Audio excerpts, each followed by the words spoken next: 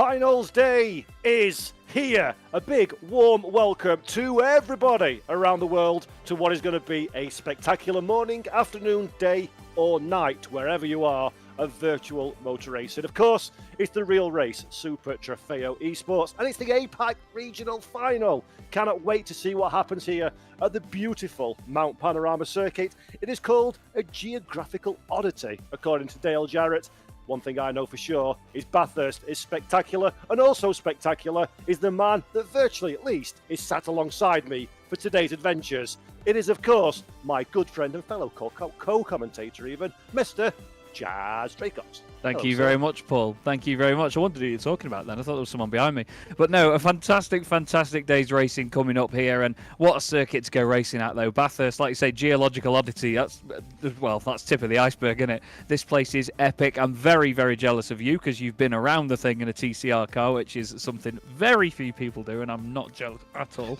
But still, it's going to be epic today because this circuit demands a lot from drivers. There is no forgiveness around here. We spoke last time when we did the NALA region finals in North America, Latin America as well, and we were talking about Watkins Glen and how unforgiving it is there. Bathurst is just on a different scale to that place. You know, there's walls everywhere. You're going so high speed everywhere, up and down the hill. And in cars like this as well, where you can't afford to let it get away from you a tiny bit, we're going to see some incidents tonight, and that's not necessarily going to be a bad thing. It's going to be, again, that shop window element, isn't it, that we spoke about here for Lamborghini.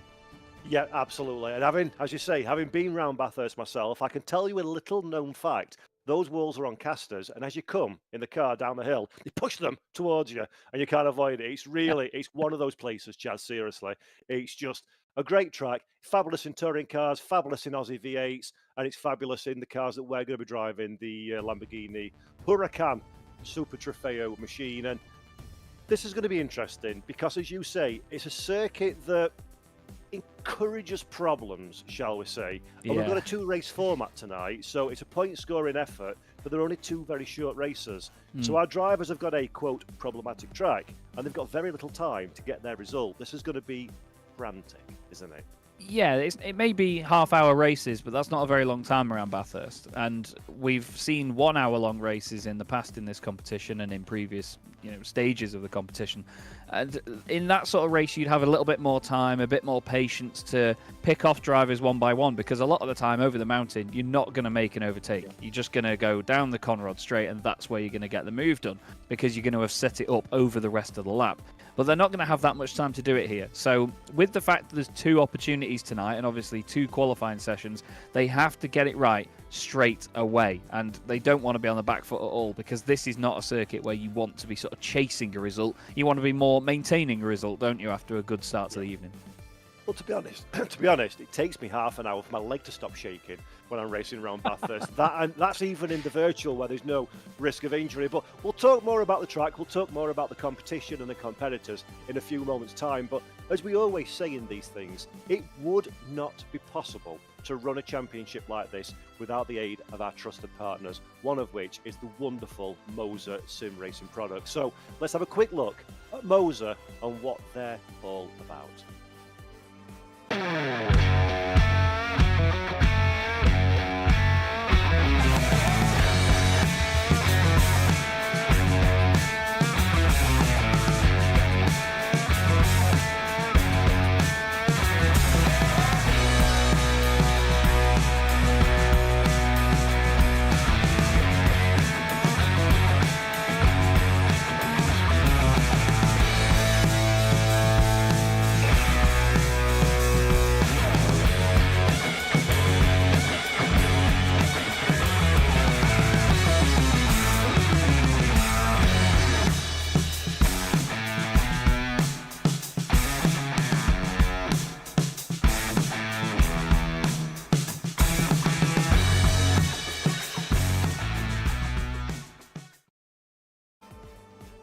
Thanks very much to partner Moser for supporting this series. As you can see, a massive amount of equipment that they do. And it's not just down to Formula wheels or GT wheels like we often see, is it, Paul? They cover so many variable elements of the entire industry. It's not all about racing. They even do truck wheels as well, handbrakes, shifters. It's brilliant, isn't it? Because they cover all of the different sort of spectrum of it.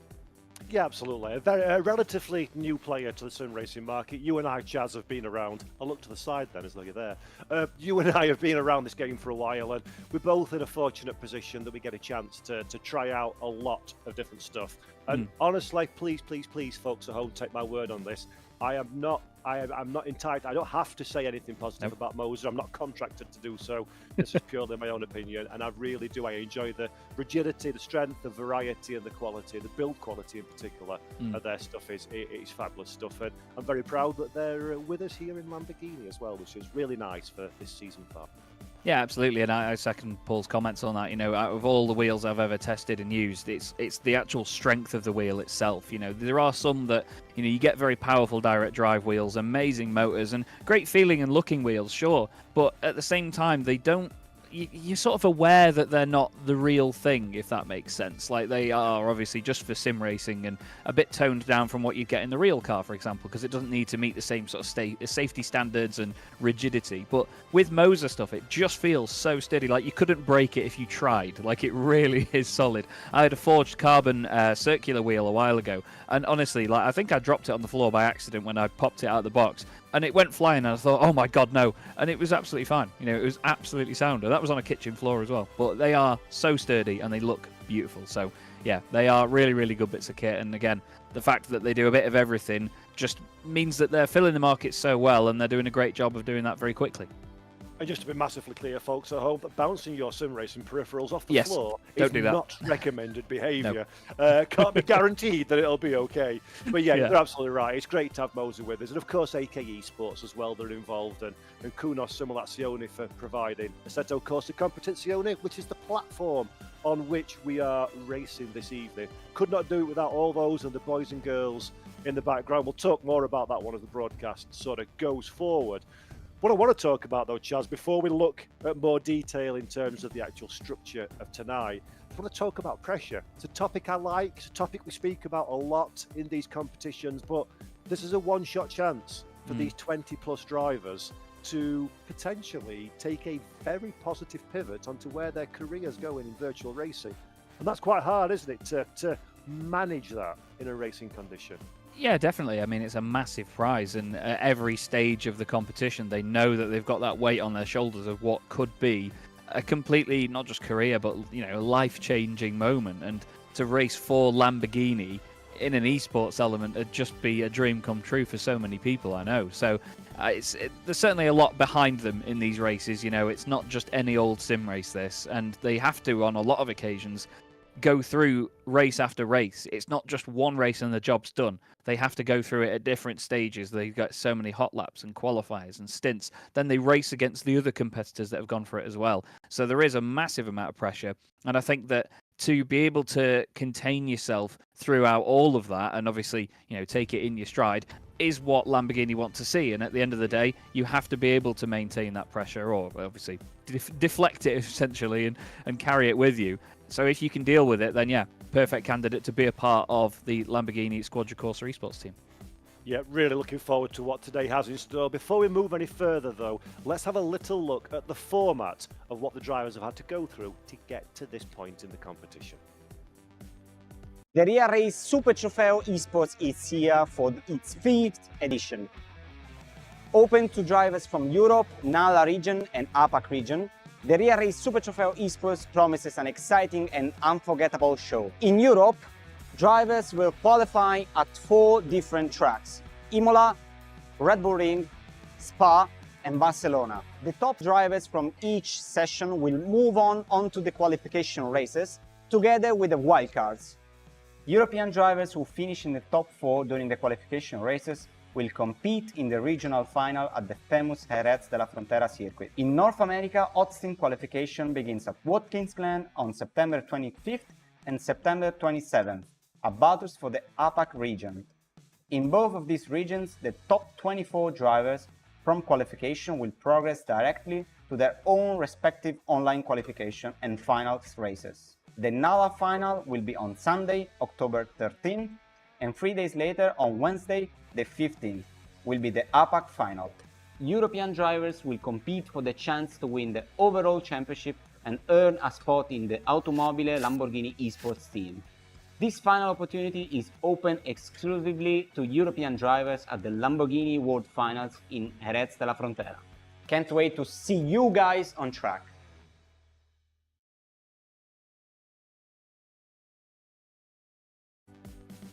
Thank you very much, David Tanitsa, for that fantastic explanation of the format. So many stages to make it through and so many people that want to take that seat at Lamborghini. It's really, really cool to see the amount of entries that we've had for this competition and the level of talent as well, Paul. I mean, every race that you and I have commentated on so far, the gaps have been minimal. You know, the level that these drivers can consistently drive at, it's just scary. It's no wonder that us two are commentators, is it?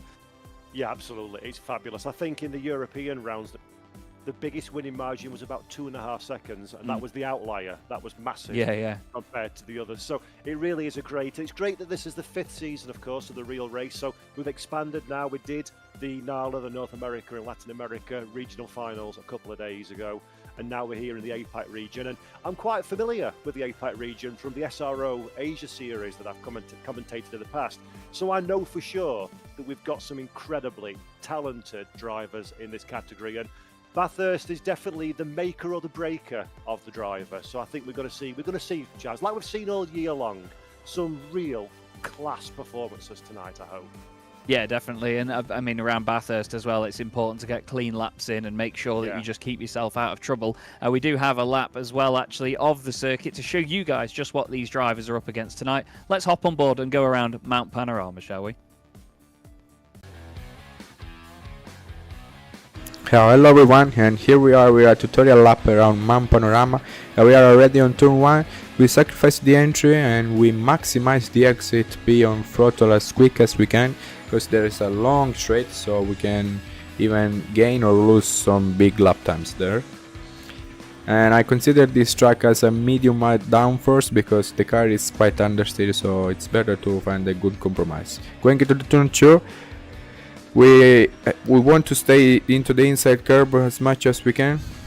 For turn 3, small lift, and turn 4 is quite important. We sacrifice the entry in order to maximize the exit, and yeah, we start the uphill where we just need to stay on throttle as much as we can and lifting where it needed to make the car turn, but you pretty much have to lift every corner because this car is pretty much understeery. And also this left-hander big lift header, and then we start the tricky downhill where it's important to be careful into the entry, and we use the brake to stabilize the car and to make the car turn.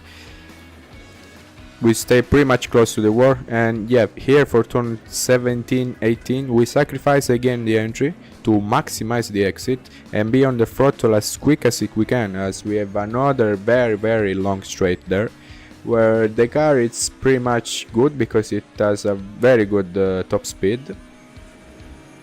And after this we're going into the last part of the track. This is pretty much flat out right-hander, and then we brake after the 150 meter board, stay into the curb, also there, very tight into the curb, and we're going into the last corner where this time we can delay a bit the braking to maximize the entry because the finish line is pretty much early, so you can maximize the entry and to find some lap times to finish your lap. And this is a tutorial lap around Mount Panorama.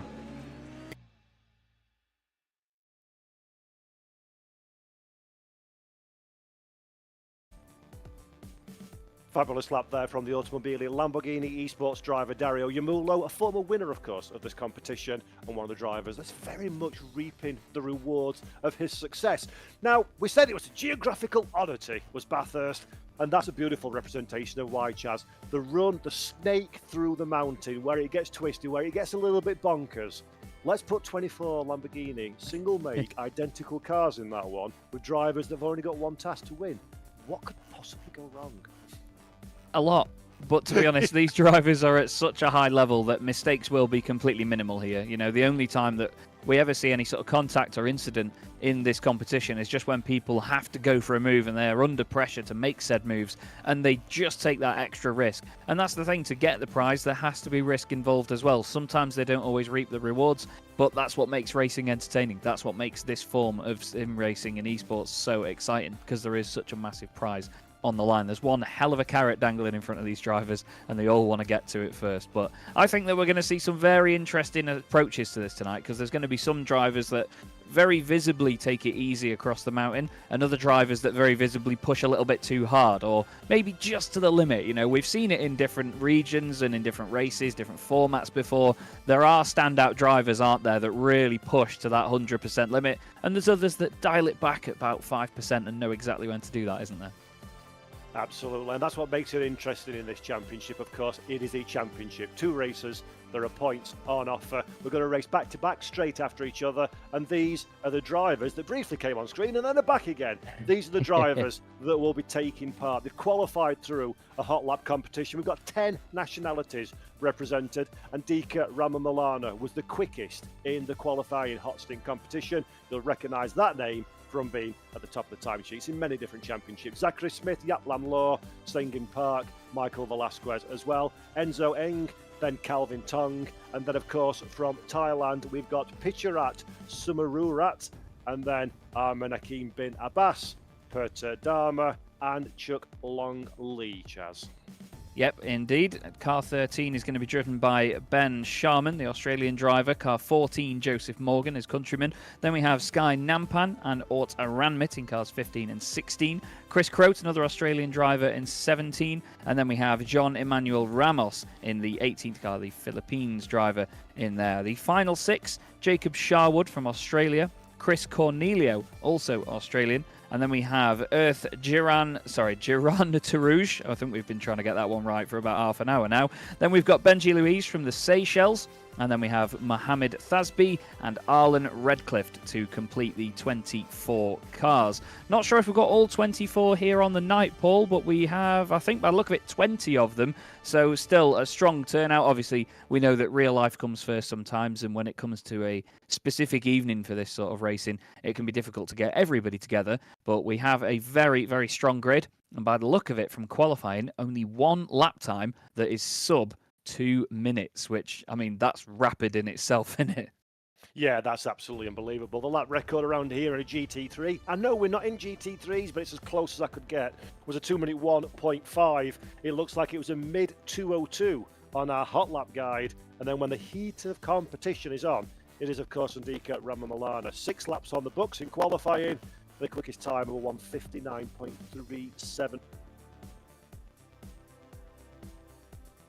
Apologies there. I think Paul's mic has died a bit of a death there. We'll try and figure that out and get that sorted. But as he was saying there, you know, the times are incredibly close. 2:01.5 would have actually put you in 11th position in this field. So that shows you just what level these guys are at here. So right in the middle of the pack, actually, we've got 20 cars to take the start of this race.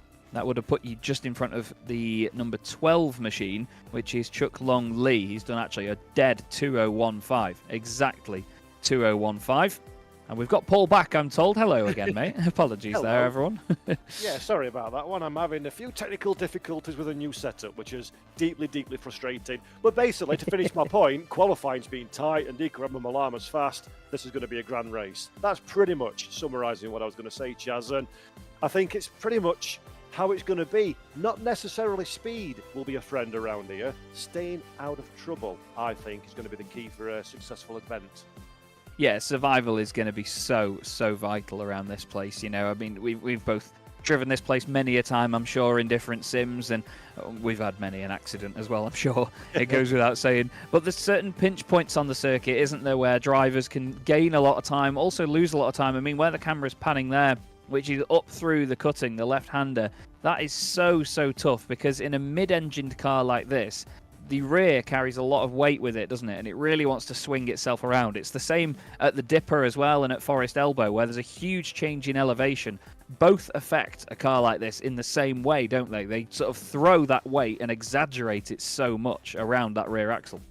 Yep, and it's one of those cars as well where, as we well know, this is the Super Trofeo machine. It's I think it's fair to say probably a car that's maybe used day in, day out a little bit less than the GT3s that these drivers will become more comfortable with. And that requires a bit of a muscle memory reset, doesn't it, as well? It's you've done this lap millions of times in a GT3, but the car's going to behave differently, react differently, and that might take a couple of fractions of a second just to combobulate that in your mind. And that's going to be very interesting to see as well around a circuit that, quite frankly, gives you less than any sniff of a possible escape route if you go wrong. Yeah, definitely. There's really no hiding here. I mean, you look at Skyline there. Sure, you've got a little bit of a runoff on the left-hand side, but usually by the time you've figured something's going wrong around there, you're already in a wall anyway. You've either gone over to the right or over to the left. It's very rare that you'll see a car go straight on there and not hit anything. You can actually see on the right-hand of the shot there, a lot of the walls around here are already scuffed anyway from being absolutely smacked by many a race car. But that's what makes this place exciting. It really is a daunting racetrack to go racing at, so it's more rewarding in that respect. When you end up getting a result here and you have a clean race, it really does make you feel incredible. That part of the circuit there, though, the dipper, through that right-hander, you get it right, incredibly rewarding. You get it wrong, it's the most frustrating thing in the world because it seems like such a simple corner. But once again, Paul, car number 1, the bright green machine, is on pole position. We had the same in the Nala region a few days ago, but Rama Milana doing a fantastic job in this opening session to be nearly half a second clear. Yeah, it's really been impressive from the number 1 machine. And a quick explanation to the good folks at home, if you're watching the Real Race Super Trofeo Esports for the first time. The car numbers are assigned to the drivers based on their finishing position in the hot stint qualifying, i.e. Andika Rama Milana was the quickest of the qualifiers. He's got car number 1 and so on down. Interestingly, first, second and third in the hot stint, a first, second and third on the grid in this one. And it's useful for us commentators to give a broader idea of a run of form. But Chaz, experience tells me now, having done this for a few seasons, what you do in hot stint's one thing, but when the competition starts, often we see a very jumbled up running order there, don't we, compared to the hot stint times? Yeah, we absolutely do. I mean, we've commented on it before that sometimes if you just have a hot lap, if you just have one lap and then compare it to race pace, they can be two very different things. You know, there's drivers that could do a session for an hour and set one really fast lap, but every other lap would have been slower than a number of other people. So that's why they do the hot stints here in the Real Race Super Trofeo Esports, because it takes a couple of laps to get it done. So they check your consistency there, which also in itself jumbles up the order. So to get that then extended for an entire race keeps it even more intriguing for us up here in the commentary box. It looks like Sumerurat's going well in 4th position, car number 9. Morgan actually, car number 14, Joseph Morgan, up there in 7th position.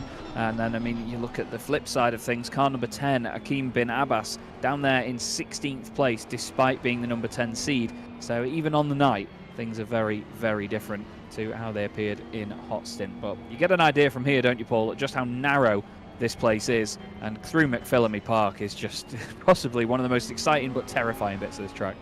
Yeah, absolutely. It's one of those tracks where you need to be 1000% confidence in yourself and the driver that you're racing with to make an effective overtake. And I dare say you perhaps maybe need to give a little bit of a nip and shoulder as you're going past as well. Have some pokey elbows and get them out during the race. So it's going to be a big ask for a lot of these drivers. Points, by the way, are paid all the way down to 10th position. So you get 16 for a win, 12 for P2, 10 points for 3rd position, 8 for P4, 6 for 5, 5 for 6, 4 for 7, 3 for 8, 2 for 9 and 1 for 10.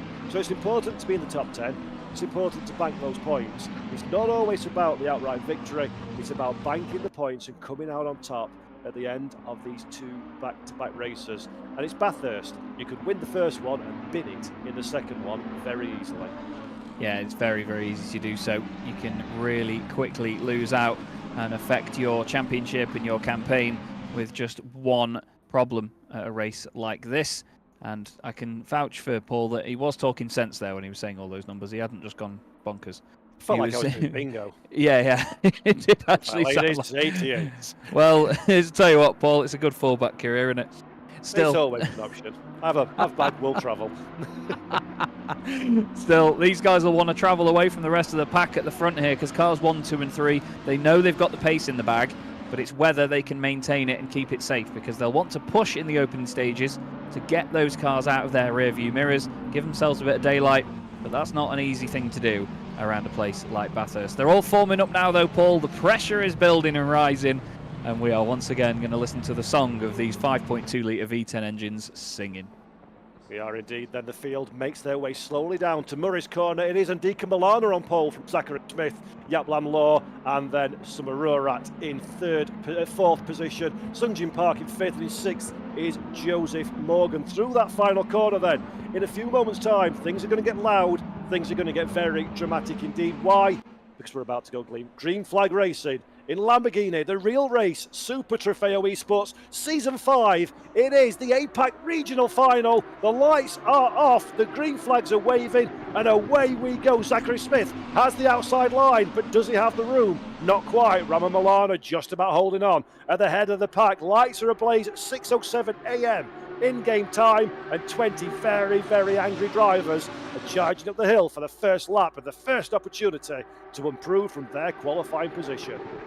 Yeah, it looked like Smith's actually put himself in a bit of a compromised position there, having to defend from Lam Law just behind him, and now he's got the run on the exit. Lam Law had to then compromise his braking zone into that right-hander. It looks like a solid start from Rama Milana. Side by side a bit further back here, Calvin Tong in the thick of it. Car on the outside of him just taps the wall a little bit. That was the number 7 machine of Enzo Ng. He just taps the barrier. Those two fighting very closely. Oh, a bit of a wobble there, actually goes over the top of the hill, but manages to get it turned in. I suppose this is one of the scary bits of it though, Paul. They're in different conditions to how they qualified here, so the grip might feel different. And this is not a place where you want to go into a corner not knowing what the level of grip's like, is it? Absolutely, this is the risk factor, isn't it, for these drivers on cold tyres, cold brakes, a little bit squirrely from Tong over the brow of the hill there, but he gathers the car back together again. It's fairly as you were at the front of the pack. Everybody's feeding themselves in nice and steadily to the start of this race, which is absolutely the sensible play. There is Zachary Smith in second position. We saw him challenging off the line, then coming under pressure from Yap Lam Law behind. But it does seem that Zachary now seems to have found a little bit more confidence in the early stages of this race, using the slipstream to good effect. Now you need to keep the car very, very smooth through the chicane because you want to get the run to start the next lap. And Zachary Smith, Chaz, he seems to have the pace, but as always at Bathurst, pace is one thing, finding the gap is the most difficult challenge. Yeah, definitely. He's got to have enough pace, not just to catch up to our race leader, but then to have enough of an overlap to get by. And he's not going to find that very easily here, is Zachary Smith. But it's his home race, and he's using the slipstream of this sort of last and first section of the circuit to stick with Rama Milana at the moment. But Andika doing a great job on that opening lap. Cars 1, 2 and 3 remain in positions 1, 2 and 3. Looks like Unga's come into the pit lane, which is a huge shame. And Emmanuel Ramos also is down a few positions. Car 18 at the back of the pack. He's gone past the pit lane now, though, so he's managed to at least carry on. As here's a move by Michael Velasquez around the outside, trying to get past Nampan. Doesn't work this time round. Long lead behind as well, wanting to pick up some pieces. And then they've got Iranmit not too far behind either. This is another element here of Bathurst that we haven't discussed yet, actually, Paul, which is amazing because I thought we covered everything. But they very naturally get stuck in a train at a circuit like this, don't you? You don't get a lot of breathing room around a circuit like this, which adds to the pressure of having those walls around you. Yeah, it really does. It's one of those kind of tracks where if you're going to have a nibble at the car in front, Ooh, you need, that's big contact for Velasquez. That's not going to help at all. One thing you certainly don't want is to have a car that's right hand down on the steering. And I dare say that Michael Velasquez may be suffering some ill effects from that one. He's got a bit of time, he's got a bit of breathing space to kind of regather his composure and work out where things stand. But that purple machine ain't going to be feeling particularly good in 10th place. And for Nampan, that's a real benefit. In fact, let's have a look here. This is Summerorat in 4th place, having a very, very big look for the bottom step of the podium. Yap Lam Law is the one on the defensive. Good bit of driving from Yap Lam Law, though, doesn't cover the inside line. He's trying to get the fastest line through the track. That's the best way to defend. Attack is the best form of defence. And Summerorat definitely fancies his chances. Zachary Smith as well is within sniffing distance of the race lead. So it is as you were on the timing boards, Chaz, but in terms of the gap and potentially the body language of the drivers, I think things are about to change very quickly indeed if it goes like this for much longer. Yeah, very much the top 4 breaking away at this stage. It's amazing that this isn't one of the other formats where the top 4 get a position, isn't it, really? Because they would have a very easy time of it from this point onwards, as Park currently occupies 5th position, but is 3 seconds off. Sparks are flying there from the bottom of the number 12 machine, which is driven by Chuck Long Lee. There's a couple of cars, actually. I think it was Dharma that had gone off, Putra Dharma, just having a bit of a moment at the first corner there, going a little bit wider and over the grass. These cars look and sound amazing around Bathurst. They look like they really suit this place, don't they? They certainly are gliding around it beautifully, but they do have a bit of a bounce about them here and there. That's one of the things we pick up on with this Huracan Super Trofeo EV2 car, is the fact that it shows off a lot of body language. It moves around, it rolls a lot, compared to the likes of a GT3 car, which always look a little bit more stiff these days. Whereas these cars, I mean, look at that, over the top of the hill there, almost completely off the ground, all 4 wheels. Down in towards Skyline again, the front end lifting up slightly onto the brakes, guiding it through into the dipper. It's so amazing how they do that so closely to the walls everywhere. They will get away with a little glance on the barrier here and there, won't they, Paul? They'll be able to tap it once or twice, but if they hit it as hard as we saw from Velasquez earlier on, you're not going to last very long. Yeah, exactly. You're going to afford the small amount of contact. You've got to be very, very cautious. There's Aoki now. Aoki had an opportunity. Morgan was the driver that was in all kinds of strife and still struggling. There's a little bit of debris at the side of the track. Someone said hello to the polystyrene barriers. Not quite sure who that was. They're certainly back on the racetrack. I think there is the damaged car, actually. Looking at my timing screen to see who's falling down the order. We'll come back to that one, though, because Takamura Aoki is definitely on a charge. And I do think that Joseph Morgan is under a lot of pressure. I saw someone slow, Chaz, but I don't see who it is on the timing screens, which is weird. No, I can't figure out who on earth that was. It looks like it was the number 7 machine. According to the timing screen, number 7 is going very slowly. That's Enzo Ung. He was along the barrier on the right-hand side. The debris that we saw was the one of the boards, one of the sort of marker boards on the right-hand side of the circuit had been obliterated, and then he was in the barriers. I'm not sure if he was staying out of the way of the leaders and just doing it a bit over the top or what, but yeah, it seemed like his race is unfortunately over. He gave it another go at least and didn't quit, which is something we always talk about, is never quitting in an opportunity like this. And he got back out on the circuit, but it seems like he's had some sort of incident or some sort of problem. And right now, well, Smith has gone backwards a little bit here, hasn't he? Lam Law all over the back of him, then Sumarurat in there as well, wanting a podium position. Well, this has given our race leader, Andika Ramamalana, a really solid lead of 1.9 seconds. And that's not easy to get back around Bathurst. Not at all. That's really nice, and that's what you want as a driver. Build a bit of a comfort blanket, so when you get into the dying stages of the race, you can take it a little bit easier, protect your car, protect your tyres, protect your mental faculties as well, because we go again, let's remember, straight after this one. So far so good at the front of the field for Andika Ramamalana, but this is definitely where our attention needs to be focused of the Zach Smith, Yap Lam Law and Sumarurat fight for second, third and fourth positions respectively. Zachary Smith knows his way around Bathurst, of course. We've seen them in action in previous competitions, as Ramos, by the way, is in pit lane as well now. So that's 2 of our cars that are not circulating as things stand. But as I was saying, Zachary Smith knows his way around this track. It doesn't look comfortable, Chaz. The body language of the car doesn't look comfortable either, does it? As well as the lap time. Smith looks like he's a man under a bit of pressure.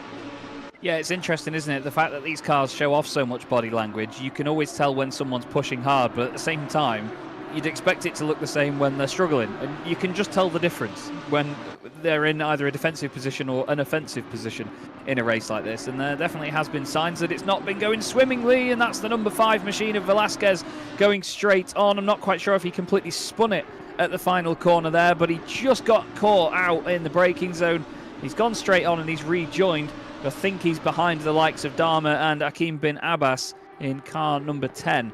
Luckily, from the Nala region, I remember that the number 10 machine is a black car because it was possibly the most exciting car on track all night, and they have the same liveries from one region to the next. But yeah, it was a big old moment that for Velasquez. He's down in 14th position now, and he's out of the points as a result. We look again, though, at second, third and fourth, and boy, it's just one 12-wheeled Lamborghini right now, this, isn't it? Yeah, it really is. Great bit of driving. And again, anybody that's not raced at a competitive level in sim racing, it really is worth re-mentioning again.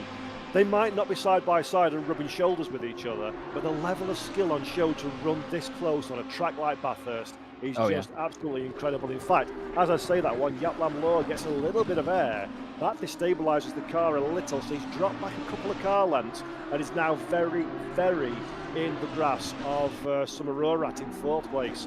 So that might be what Zach Smith needs to start building a bit of a buffer.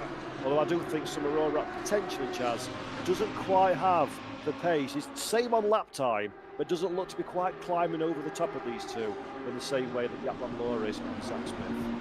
Yeah, now he's closed up. He just doesn't seem to be able to find a way around it, or he's not just had a decent enough opportunity yet, I don't think. You have to wait sometimes around Bathurst for opportunities to come to you. And right now it looks like the number 10 machine of Hakim bin Abbas has had an opportunity come to him, with Putra Dharma having a bit of a slower lap over the top of the hill. They've got Velasquez behind them, and to be fair, if they'd kept an eye on Velasquez over the first couple of laps of this race, I'd be thinking, oh no, please not him behind me, because he's had a bit of contact with the wall, outdone it on the brakes a couple of times. So he's not painting the best picture for his competitors at the moment. It's not that bad though, that may sound a little bit exaggerated from me, but you have to think about these things as a driver, don't you, Paul? That's what's important about having 2 races on a night like this, is that in the first race you could battle with somebody cleanly all race long and see a bit of a silly move from another driver, and that's the first impression that matters, not just to the people watching this, but the people that you're racing against as well. Absolutely, absolutely. I always like, as a driver, in a positive way, to put a question mark in the mind of those I'm racing with, just to make them think twice a little bit, closing the door or fighting with you. And I definitely, Velasquez has made people think twice, but perhaps not in the way that he would be looking for, shall we say. But anyway, he's still in the race for sure. In 14th position, he'll be feeling that car out, making sure there's no damage. But meanwhile, let's circle back to this 2nd, 3rd and 4th position fight. Summerorat dropping back a little bit as expected. It is definitely now a Zachary Smith and Jaap Lam Loor show in 2nd and 3rd places. And I do think still that Lam Loor has a little bit more pace at this stage. He just needs to find an opportunity to leverage that into a pass. Yeah, that's the thing. You need the moment to just come to you. Like I said before, you have to be able to pick that opportunity when it arises. That's the thing as well. You've got 2 levels to it. There's the opportunity presenting itself, and then you recognizing it and being able to pounce on said opportunity as well. And, you know, you've got to have the bravery to go for it, because there's no point hanging back too hard in an event like this. Looks like Jaap Lam Loor has seen the fact that Summerorat has dropped away a bit now, and he's starting to mount more of an attack on 2nd position. Ryan Gill, our producer, has pointed out that a lot of these drivers seem to be running high downforce, because the slipstream down those straights, sure, it's keeping them together, but it's not quite a DRS effect, is it, Paul? It's not slingshotting them completely past one another down that Conrod straight. And that makes a track that is difficult to overtake at even more difficult to overtake. But this is an opportunity now for Jaap Lam Loor. If he gets through Hell Corner, the first turn, nice and neatly, a little bit squirrely on the curb, but no harm, no foul. Now he's going to paint himself to the rear of the car of Zach Smith. See if we can drag ourselves all the way up the hill. This is a good overtaking opportunity. It's not ideal, but if you get the inside line, you can force the issue. Jaap Lam Loor, though, thinking better of that one, thinking better to stay behind Zach Smith, try and pressure the Australian into a mistake. Smith a little bit closer to the wall than perhaps is comfortable for the driver at this juncture, as we move away from that one now and look at Velasquez, that has got the outside line and got the deal done at last. Hakim bin Abbas drops down into 13th position. Yeah, more and more moves going on here then, and Velasquez obviously wanting to make up for the earlier little debacles that he's had. He had that big hit into the wall, and I wonder whether that's had any other sort of long-lasting effect on his race, whether the car is still feeling a bit second-hand around certain corners and in braking zones. And that's the thing, as a driver, you have to be able to adapt and work with that on the move, because if you do make contact with the wall, your race is pretty much over if you go and sit in the pits at a race of this length. So you may as well, if you can still drive the car and you're not being forced to end your race, you may as well try and work with what you've got and try and drive around it. And again, that's the talent level that we're dealing with here, isn't it, Paul? These drivers will be able to drive around a slight bit of damage here and there. It doesn't punish you too harshly in a set of course competizione. That might, though, as Velasquez overdoes it, following the car in front. And again, that's part of the challenge of Bathurst here, is that you do have to follow cars, but you have to compromise. And it looked like Velasquez just wasn't ready to do that. I think, to be honest, Dharma has actually got away with that there, because that could have been a much bigger incident. Yeah, that was a good bit of driving from all concerned to avoid turning that into an issue. But Akeem Bin Abbas now has an opportunity to the outside, to the inside, almost into the rear. But the black number 10 machine just about avoids that one. In fact, by checking up, it's now Velasquez's opportunity again to have another attack. He'll be frustrated that he's still trying to pass somebody, but he's a further spot down the order. But Velasquez certainly has got an opportunity, and I do think it's been a difficult day for the number 5 machine, so he's going to be hoping for a little bit of a confidence boost. Try and get a solid couple of overtakes, a solid close to your race, and then reset, clean sheet of paper, do it all again for the second and final race that follows straight after this one. And here is Chuck Long Lee using the grass and more to get the car to the inside. That is bravery personified for Chuck Long Lee. He has the inside line. There's a little bit of a hip and shoulder with each other as well. He recognises that was perhaps borderline unfair, gets off the throttle, very nicely done, and allows the car back past again. But that was almost beautiful. I mean, I don't know what to think of that, to be honest. I think in a way, though, Nampan was sort of pushing him a little bit too far over to the right-hand side for Long Lee to have to take to the grass. But I think the contact in the end was just hard racing. I don't think there was any sort of retaliation about it or anything like that. But it means that Aranmit's gone through and gone into a point-scoring position. I felt sorry for Putra Dharma as well earlier on, because so many cars going into the back of him. You would have thought his first name was Punter, not Putra. But everybody was avoiding him in the end. And now, actually, those guys have come back into this fight, if you think about it, because the trio behind them has now become part of this bigger picture. And this is just how quickly the accordion effect can play here at Bathurst. As, oh, actually, Dharma ran a little bit wide out of Forest Elbow, has to compromise his run down the Conrod Straight. And you can see in the background there, the black number 10 machine gradually making up a bit of room there. That's Akeem Bin Abbas, the Malaysian driver. But that is a fantastic sight and sound as they go through the chase. Look at that.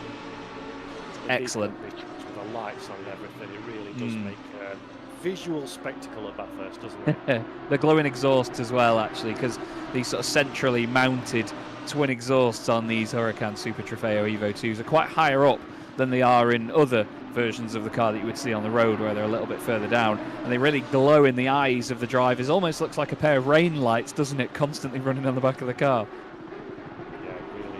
Spectacular cars, real and virtual. Chuck Long Lee almost rearranged the rear of a Ranmat's machine, but just about gets out of that one. And you tell me anywhere in the world that you'll see quite as intense fight for the final points P position, and I'll be very impressed indeed. That's a real squabble that we're having there. Now Michael Velasquez has another opportunity, has the inside line. That's a little bit more like how we do it, and then it goes wrong almost immediately. And sometimes, son, it ain't your day. And for Michael, I think today is that day. It's not working out well. It can't really, is it? It is bad burnt to scolders, I think is the phrase that we use up north in England. It's just, you try everything and it just seems to go wrong every time. And I think for Michael, that's exactly how today's panning out. Yeah, it's just one of those days where it's not coming together for him. He's throwing everything in the kitchen sink at it, but it's just not giving him the rewards. You know, you have to take risk to get rewards sometimes. He's taken some risks, he's been pushing, but it's just the dice aren't rolling in his favour here today, I'm afraid. So he's just carrying on though, and at the end of the day, that's one of the key things. He is continuing on. He's not just thrown it into the wall and given up. He's still pushing. You've got to be in it to win it, and he knows that. Even down in 14th place, all it takes is one drama for a couple of these drivers ahead that are battling, and he could get 3, maybe 4 freebies from it, and then he'll be into point scoring positions. And you and I have both seen in the past, Paul, championships separated by less than 1 point in some occasions, so you have to get every single point you can. You never know how the rest of the night is going to pan out. There's still another race left to go after this, and I cannot believe already we are less than 12 minutes away from the end of this race. That has flown by, hasn't it?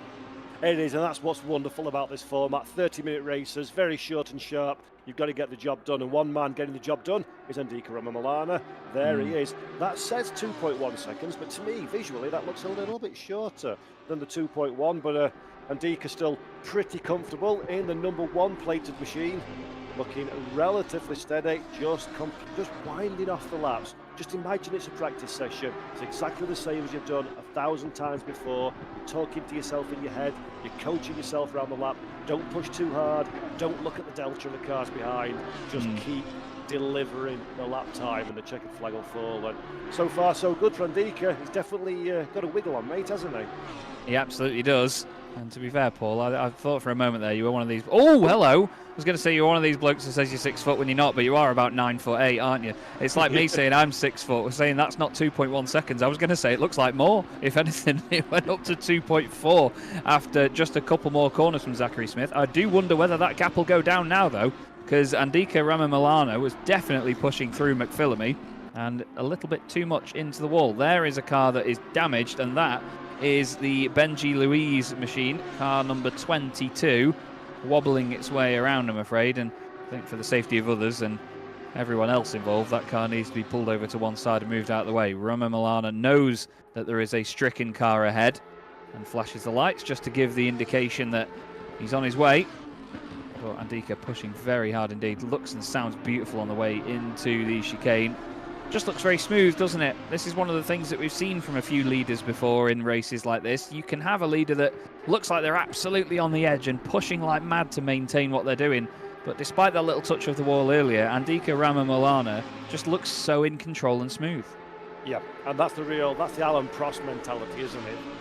Economy of movement, economy of drama behind the wheel is the way to stroke the car up to speed. Sideways looks amazing, and that's what goes on your poster on your bedroom wall. It absolutely is not the way to be quick in a modern race car. And Andika Ramamilana, contact with the wall aside, definitely looks to be in control. That lost him about 0.4 of a second. It's certainly not going to help with Benji Louise doing the back, slow-moving back marker as well. Hopefully he's managed to clear that car. And again, that's another element, isn't it, Chaz, that you don't think we're going to have to talk about in a 30-minute race, but you get some back markers, especially someone who's hobbled, and that becomes a very worrying thing for a driver, doesn't it? Yeah, absolutely does. You know, it's sometimes an element of your race that you didn't consider that you'd have to deal with when you came into something like this, because as we've been harping on about, the level is so high in a competition like this. You never expect anybody to be far enough down to be a back marker. Obviously there is contact, there are incidents, so it does happen. But one thing I'm keeping my eye on right now is, unfortunately for everybody watching, not this battle that we've got on our screen, but the fact that there is now 2 seconds between Zachary Smith and Yat Lam Law in second and third places. So Yat has dropped away quite a bit, and also still got a decent gap over Sumarurat as well. So the top 4, even the top 6, are all spread out, and then we've got this lot here, which is Morgan ahead of Tong, then Aoki, and then Nampan is 5.8 seconds back. So these three could easily fight each other here, Paul, for some of these points and not lose too much. Here's Milana in the wall. Yeah, so carrying all the speed, and there we go. It's so easy. No real mistake there, Chaz. It's just a couple of millimetres off your line, a couple of millimetres more throttle depression, and then hello barriers. Here we go. It's just one of those things that can catch you out at Bathurst, isn't it? Yeah, there's a big elevation change there, and the car compresses. There is a slight little hump in the middle of the corner there too. So while it does compress and you suddenly get all this grip thrown at you, there is a little rise that just takes a bit of it away again. So you have to be so far ahead of what the car is doing around there. It's really easy to misjudge it and overdo it. It sounded like there was a car off the road there. I think that is Benji Louise. Yeah, limping back to the pit lane, just in front of where these cars are. This is Chuck Long Lee trying to get past Aranmit there. Aranmit in car number 16, the Thai driver, holding on for now. But Chuck Long Lee has been definitely one of the drivers that's pushing the hardest in this race. We saw him in a battle before with Nampan, ended up on the grass, had a bit of contact. Very selflessly gave the position back. Great sportsmanship, which was a lovely display. It's actually cost him an extra position. That's Velasquez again, going straight on in the background there. He's really pushing a bit too hard for his own good today, isn't he, Paul, unfortunately, but you can't knock him for trying. Yeah, absolutely. He keeps on, he keeps in the race, keeps pushing, learning where the limits of the car and himself and the circuit are, and hopefully that'll be valuable learnings that he can take into the qualifying and race session that follows straight on the back of this one. Calvin Tong, by the way, he's got no time to learn anything. He's just got to hang on. That's all he's got to do. He's in the middle, is the sandwich of these three cars, 6th, 7th and 8th position. All good points paying places, all good results in their own right. But Calvin Tong definitely looks a little bit nervous behind the wheel as things stand. That car's moving around a lot underneath him. He's not necessarily as close as he'd like to be to the apex and to the walls, giving a bit of breathing space between himself and those ever uncompromising concrete barriers. But what that is doing is that is really bringing Aoki into this one now. Takamura Aoki, Japanese driver, in 8th position, really does have an opportunity to make something happen. But again, where do you do it, Chaz? Do you take the risk for just 2 points? It doesn't sound like a lot, but you'll be spitting feathers if come the conclusion that's the difference between a place and the standings. Yeah, definitely. I mean, at the end of the day, we expected the main overtaking opportunity here to be up towards the right-hander at Quarry or down towards the chase on the Conrod Straight, but due to the amount of downforce that the drivers are using in this race, it seems anyway, that they're not getting the slipstream we would have expected. So people are having to really stick with it over the mountain and try and slowly mount an attack from there, and it's just not working out for them at this stage. There's a bit of a slow car on the left-hand side there, or was it slow? No, it just looked really slow out of the first corner. That was, yeah, it is actually a car that's a lap down, and that is Enzo Ng. He is in car number 7, so he's still going, so hats off to him. Still pushing on in this race. There has been a development here, though, because Chuck Long Lee is now ahead of Aranmit, and by a considerable margin as well. I wonder whether something has happened there between those two, because that's not normally the sort of gap you see from an occasional overtake here at Bathurst, unless something has gone awry. Yes, that smells of shenanigans, methinks, a little bit further down the running order. We can catch back up on that one, but 4 minutes then, and 42 seconds left on the clock. It is still Andika Ramanalana at the front of the field. 3.1 seconds now is the advantage. So that contact with the wall is certainly showing no ill effects. Zach Smith, the Upland Law fight, has calmed down, but here Calvin Tong, under all of the pressure in the world, Aoki decides over Skyline. Discretion is the better part of valour. No need to go side by side there. Let's follow through the twisties all the way down the hill. You can't get side by side, but what you can do is pile on the pressure to your rival. Get them to snatch a break, have them run a little bit deep, just compromise their corner exit for this part of the racetrack, the Conrod Straight. This is where slipstream, even with all the downforce, is still going to be helping a little bit. Aoki looks to the inside. That's brave. That is brave to do that one before we go through. And can he get it done? Does he stay alongside? Yes, he does. Too wide through this corner. Never clever. Contact between the two. They both face in the right direction, thank goodness. A little second bite of the cherry as well. Not quite. How they did not go straight to the scene of the accident, I do not know. That is luck and not judgment that kept those cars on track. How on earth did Calvin Tong not end up in New Zealand there? That was possibly the scariest place on the circuit to have contact. How neither of those cars went around there, I have no idea. And the fact that they're still battling as a result is just amazing. Takuma Aoki still in this. And to be fair, he could have really launched it down the inside into that chicane there in a bit of retaliation, because I felt like Calvin Tong just turned across him there in the right-hander, didn't leave enough room on the inside. But wow, that is incredible stuff. And again, that just shows you the level of talent we're dealing with here, because I think 90% of the player base of Assetto Corsa Competizione would have ended up in the gravel, in the wall, over the fence, wherever, as a result of that. Both of these drivers continue on, and that is excellent to see. That's exactly what we want as well. We don't want incidents, we don't want any drama that puts people out of the race. But I'll tell you what, Aoki seems even more fired up now, Paul. Flipping heck. It really does. So that answers my question of, are you going to score the points, boys, and leave it at that? No, you're not. You're going to fight. And I think Calvin Tong is still probably going to be about 1,000 beats per minute in the heart, higher than he was before that particular manoeuvre. There's a mistake from Morgan at the top of your screen as well, but he gets back on with no harm and foul. You're going to go off. That's the place to go off with the escape road. So it is Tong in 7th, Aoki in 8th. Nampan a little bit further back, is not in this conversation yet, but if these two continue, let's have a look then. Can we do a round 2? It's a mirror image of what we saw last time. Aoki a little bit further back on this occasion though. Tong trying to break the slipstream a little as well. Aoki definitely doesn't have the run, but this time you can follow through rather than attack. Stay glued to the back of the car ahead. Just see if an opportunity into the chicane presents itself. Maybe show your nose. Nope, not on this occasion. Calvin Tong has it all under control in 7th place. Here's a replay then of what happened. So Aoki flung it over to the right-hand side initially, got himself on the grass, and then, well, I mean, Tong goes all the way over to the left, but then I think he just expected Aoki to back out of it, you know, Paul. I think that there's a lot of drivers that would have backed out in Aoki's position there, and Tong was taught the lesson that he was definitely not going to. This was on board with Tong. Ooh, That's that's an incredible save, to be fair. But it didn't really look like he squeezed him that much there. Maybe, I don't know if Aoki bounced off the curb a little bit or something, but yeah, seemed like there was enough-ish room, but I'd say not at that speed. I don't think enough, in my opinion. No, I think side by side of that particular part of the racetrack is suboptimal, shall we say. Yeah. I must say, I did think Tong turned across him, but actually on the onboard, I just suggest that Aoki was too shallow and too quick, and unfortunately, the inevitable contact. But the end result is the same. We still say in 7th and 8th positions, respectively. Calvin Tong's car looks like it's none the worse for wear for its moderately rude assault onto the passenger side door. So I think if they continue, but Aoki has definitely lost a couple of yards of pace over these last few minutes, Chaz. Yeah, I think he pushed again to try and get the better of Tong while he was still a bit rattled from the incident, and it's not worked out. And if anything, Tong is actually catching back up with Morgan again. Looking at their previous lap times, he was 0.3 of a second quicker than Morgan, 0.2 of a second quicker than Aoki.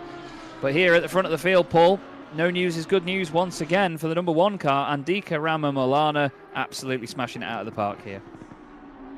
So there we go then, through the final corner, the first race of the night, from pole position to an absolute untroubled race victory. Andika Ramamolana takes the flag and takes the victory in race 1 of 2 of the regional finals for the APAC region of the Lamborghini, the Real Race Super Trofeo Esports. Zachary Smith comes across the line 3.4 seconds in arrears in second position, and Yap Lam Law rounds out our first podium of the day.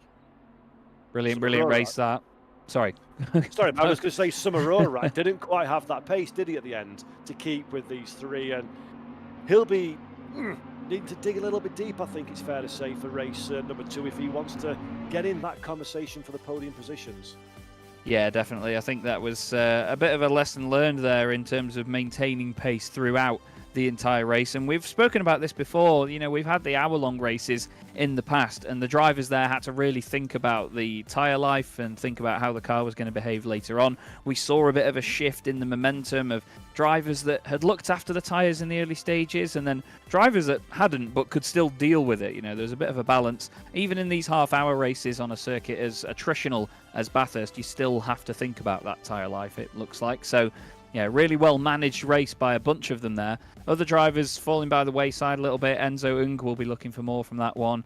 And also, actually, Benji Louise really struggled there with a few incidents and damage. Who else had troubles there? I think a lap down was Redcliffe in the end as well.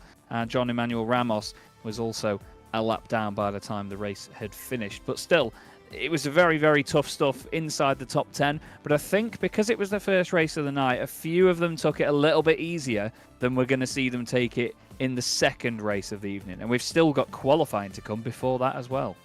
Yeah, exactly. It's just one of those tracks, isn't it? It's a car and a driver breaker at Bathurst, and we've seen that one. There's a few drivers fell by the wayside, but we say this so many times, Chaz, in everything that we do when we work together, and it's great advice. Even if you've had an absolute nightmare, take what you can from that race. It might not be the points or the result, but there's learnings to be had. Velasquez, for example, he's touched every barrier on the track, but he now knows in Gilles Villeneuve style where the limit is overstepped. Dial it back a little bit, deliver a better performance in race 2, and that's all you can do, continuously improving your performance. Yeah, definitely. You've got to take information from everything you do. You know, you learn from every single outing. And we say it in the real world of racing, as I'm sure we've both said to drivers sometimes, you know, there's no replacement for track time, whether that's real or whether that's in the sim. There is no replacement for it whatsoever. You can look at data, you can look at numbers and say, oh, well, you know, next time I go through X corner, I just need to do this differently. You've got to be able to do it. You've got to actually go and apply it rather than just reading into the data. So he's going to look at that, maybe be a bit frustrated. And that, again, is part of the challenge here for these drivers. They have 2 races and 2 qualifying sessions all in quick succession in one night. So you have to sort of delete the emotions and start again and see this as a clean slate now for quali. There will be a few of them here that come into this frustrated by what's just happened in race 1. You cannot bring that with you. And again, that's the mental game that Lamborghini are going to be assessing for a competition like this, isn't it? Yeah, absolutely. It's all about the many different facets of being a professional driver, real or virtual, as you say. Yes, we want speed. Yes, we want points and victories, but we also want the mental acuity of the driver. Do they give up? Do they fight under pressure? Can they bounce back from a mistake? I say this about people in real life. You only see the measure of the person when the chips are down. Anyone can be awesome when everything's great. But I want to see someone that's bounced off a wall twice. How do they recover? How do they respond? How do they learn? And how do they mitigate to not do that again? All the differentiator between the good and the great. Quite frankly, that's what we want at Lamborghini, the great.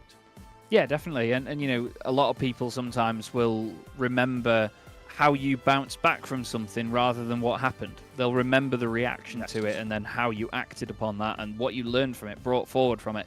So the drivers will know that and need to push, basically, to ensure that they paint a good image of themselves, because, again, another point that we've raised, you know, we know the game by now, Paul and I.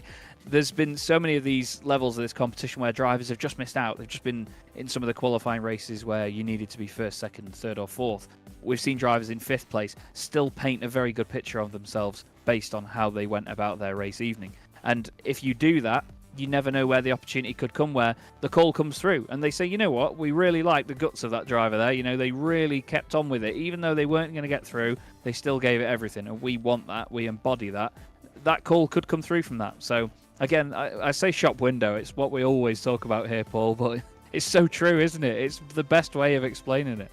Yeah, it really is. Everybody eyes are on. So let's take a look then at some of the highlights of the first race of the day that we've had. This was the start line. The green flag waved at the beginning at the front, and Dika Milana, despite Zach Smith's best intentions, managed to get away with an early race lead. He never looked back from that point onwards. A little bit further down the running order, car number 7 of Enzo Ing. There we see heavy contact. We didn't see that during the live, but that was big contact with the barriers. That was the start of a particularly bad day. Michael Vasquez, car number 5, he almost collected the rear of one of his rivals. He managed to get back on the track without too much drama and just about avoided a nasty rear end collision. Car number 10, Akim bin Akbas, almost off on the grass as well, Chaz, and that was a very lucky escape from the barriers.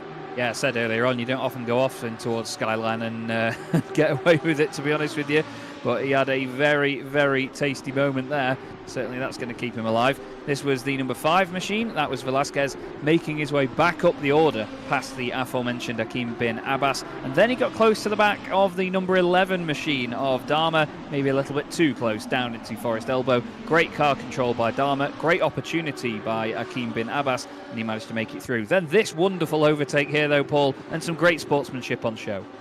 Yeah, fabulous stuff, side by side, and they didn't quite work out at the death. Chuck Longley slowed the car down and gave that position back, which I think was a really nice bit of gentlemanly driving, and that's again the kind of thing that we'd like to see. Then, a little bit further on, this was another incident. This was Michael Velasquez again. So the purple number 5 machine was definitely at the forefront of our viewing throughout the race, but often some of them were a little bit unsavoury, it has to be said. The inside line was the right place to be, but a little bit too much speed on that occasion, contact with the wall. Another driver that had his contact with the wall was our race leader. There we go, at the front of the field, still pushing very hard indeed. At the time, it was around 2 seconds that Rama Milana had over the field, but a little bit too greedy on the throttle, just caught the bump at the wrong place, and many a driver will recognise that incident. The kiss of the wall, steering wheel still pointing broadly in the same direction though, so no harm, no foul for Rama Milana. Then this is a mistake for the 16 of Oranamit, a mistake into the final corner. They call it Murray's corner here. It's more like Hell corner than T1 on that occasion. And then a bit further up the running order, this was a great battle between Calvin Tong, and I think the other car on there was the number 6 of Aoki. They went side by side on more than one occasion. Yeah, amazing stuff. Great car control here. Really hard battling. I do not know how on earth that car stayed on the circuit. And to be fair, even Aoki as well, these cars can be very easily unsettled. So the two of them did a great job. But the best job of all was done by our race winner, wasn't it, Paul? Andika Rama Milana, taking 16 points out of 16 from that first race of the evening. And really, to be honest, taking it in their stride. It was incredibly impressive. And I know they're going to be hoping to do that again now with this second race just after qualifying. Well, this is what's interesting, and we said this in the APAC, no, this is the APAC one, the NALA regional final from a couple of days ago. Normally, in the way of the world of Lamborghini, it's 1 hour race. So one shot, you have to finish in the top 4 to move through, and there you're done.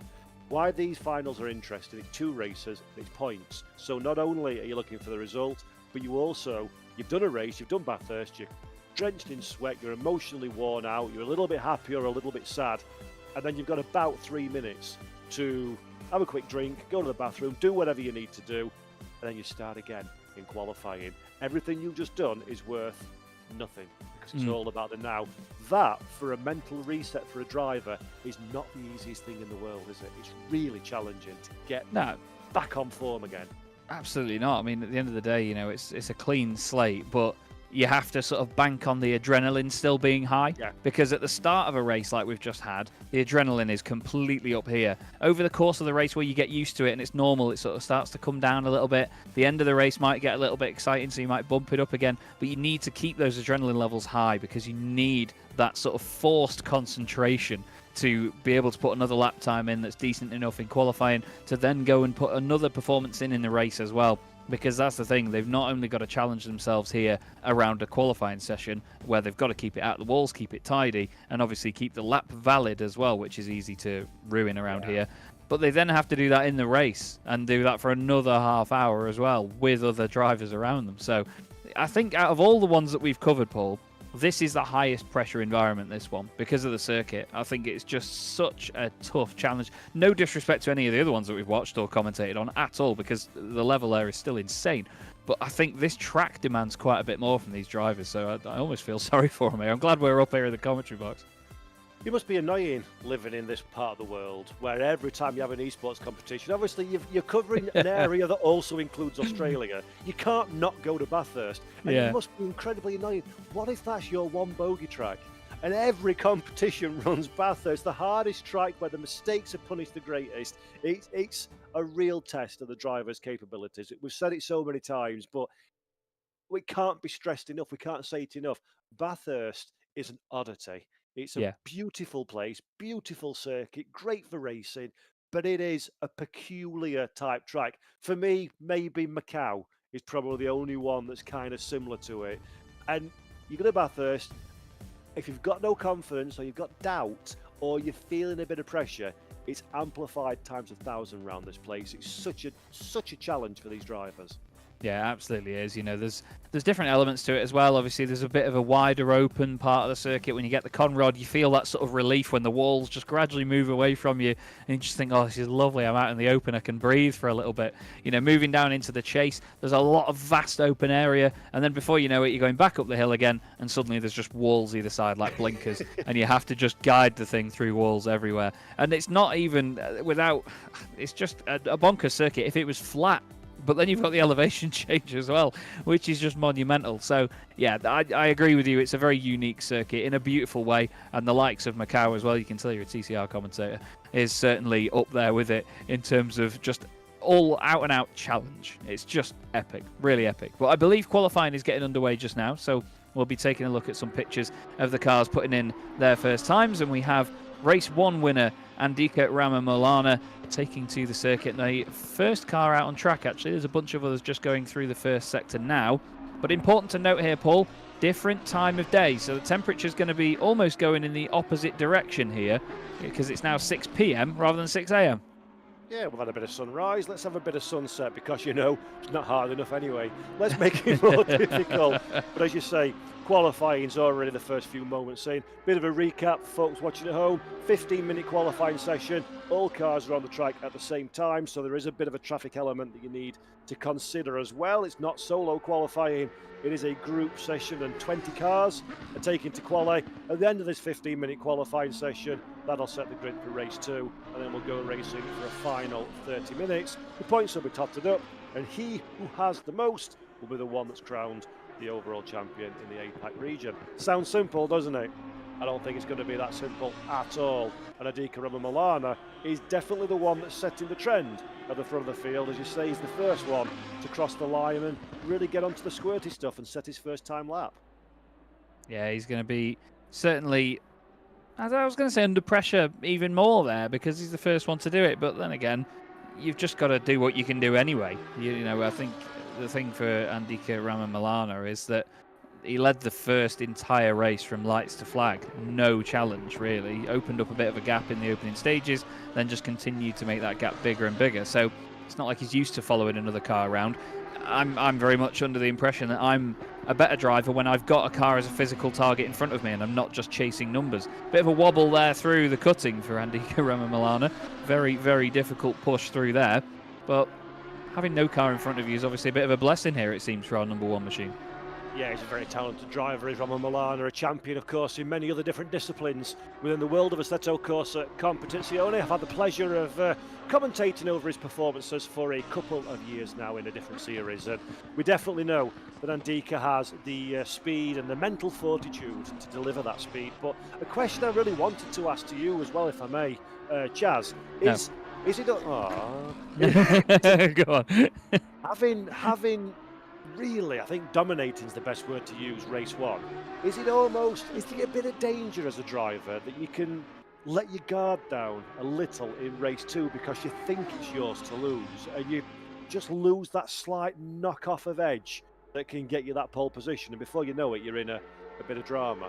Yeah, absolutely. I think a bit of complacency can definitely creep in because, you know, you've delivered a performance in qualifying one, you've delivered it in the hot stick competition, and then race one as well. You sort of let the pressure slip slightly, then yeah, definitely you can get complacent in a time like this. But again, that's a test of, I love the phrase mental fortitude. That's another test of the fortitude of these drivers, is that they can continue to deliver. 2 minutes, 0.070 for our current race one winner, as if that's going to change. But that is almost the same lap they did earlier on. Second place is now Yatlam Lord, as 2 minutes, 0.197. That's a 2:02.1 for the number 10 machine of Akim bin Abbas. We look here at Zachary Smith. He was second fastest earlier on.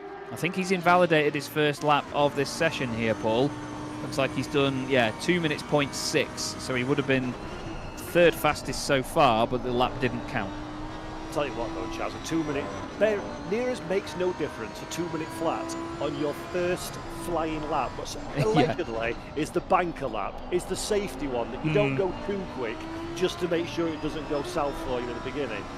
That's, wow, from both of Ramanalana and Yatlam Lord. That's proper impressive. I can't think of a word that exaggerates it enough without sounding disrespectful. Yeah, exactly. Absolutely unreal, that is. 2 minutes, 0.070. And you know what as well? Yatlam Lord, that is a ridiculous time as well. 2 minutes, 0.197.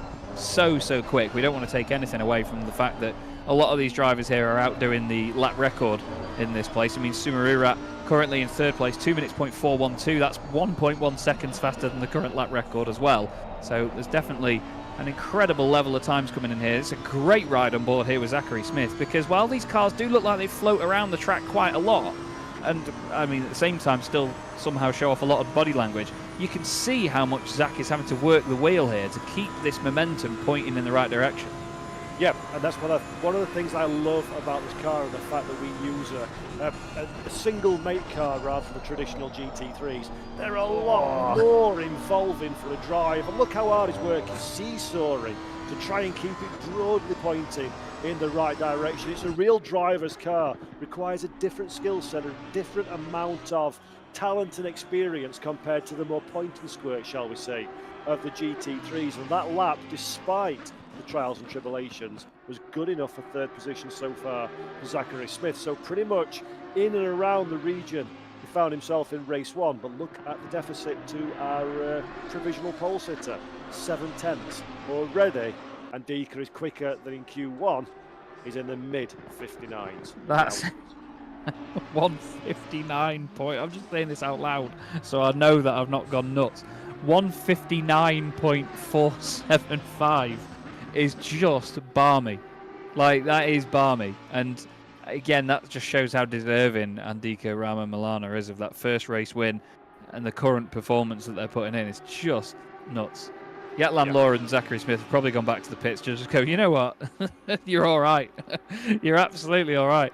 But still, epic stuff. It's very close a bit further down the order, though. If you look at the likes of Aoki, Akim bin Abbas, Long Lee, Ung as well, There's only, well, less than 2/10, less than a tenth and a half actually, separating about 4 or 5 cars around that region of the field. Oh, there is Velasquez again, sticking to this narrative that he likes to push a little bit too hard for his own good there, Paul.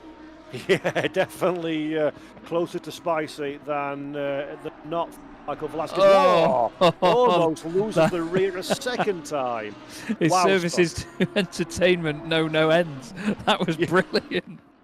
It's definitely entertaining, but he sure ain't quick driving like that one. Michael Velasquez definitely needs to just wind it down a little bit, I think, in this session, because he's still on course. I mean, 7th quickest thus far. He's in the points-paying places if we started the race like this one. So Velasquez is within touching distance of something good, but he seems to be his own worst enemy at the moment. Yeah, he's at arm's reach, but at the same time he's trying to cut his own arm off. Yeah. Oh, Bit of a weird way of putting it, sorry. Oh, hello, bits. I think someone's overdone it there. If you've gone that far off on the straight, you've not had a great time of it.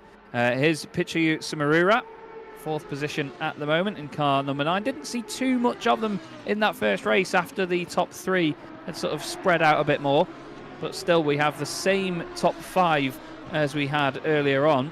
So it shows that the pace differential is definitely spread there from the top 5. And to be honest, I feel a little bit sorry for Sungin Park at this moment, because Sungin is in 5th position, but 6/10 off the car in front. More than that now, nearly 7/10 off the car in front, but then half a second ahead of Nampan. So we're in a bit of no man's land at the minute, as Nampan comes around the final corner now to prove me wrong, I'm sure, and improve on the lap time. Let's see. Nampan crosses the timing beam, and no improvement there. 2.082 seconds off.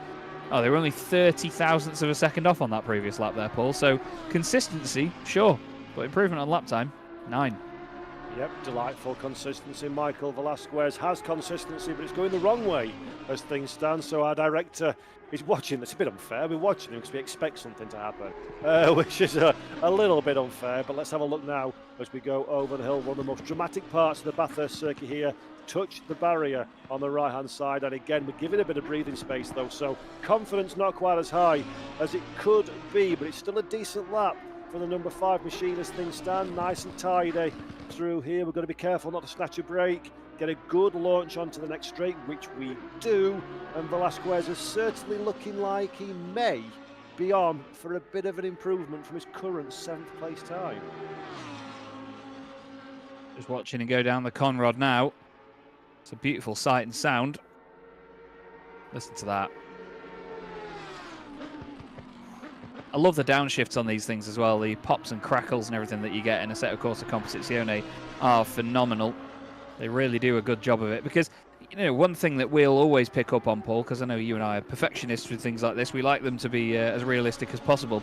It's the fact that there's no real sim out there that sort of makes you flinch at a backfire noise. You know, nothing could ever get it loud enough, could it, to make it stand out, where you listen to it and you go, oh yeah, that's the sort of noise we like to hear. But Assetto Corsa Competizione, I have to say, is the one that gets closest to it, because the ambience of the sounds and the way that it works it is just mega. And even when you're in the cars as well, there's a lot of rattles and bumps and whines and the curb noises. Every little marble that you drive over, you feel it. The way that the car compresses and hits the ground over parts of this circuit, it's just awesome. Really, really awesome. And I think that's possibly one of the best bits about the sim itself, is the sounds and the immersion as a result. Velasquez has gone 5th fastest now though, and is improving. Nampan didn't improve last time round, I don't think. Did actually, but by 6 thousandths of a second.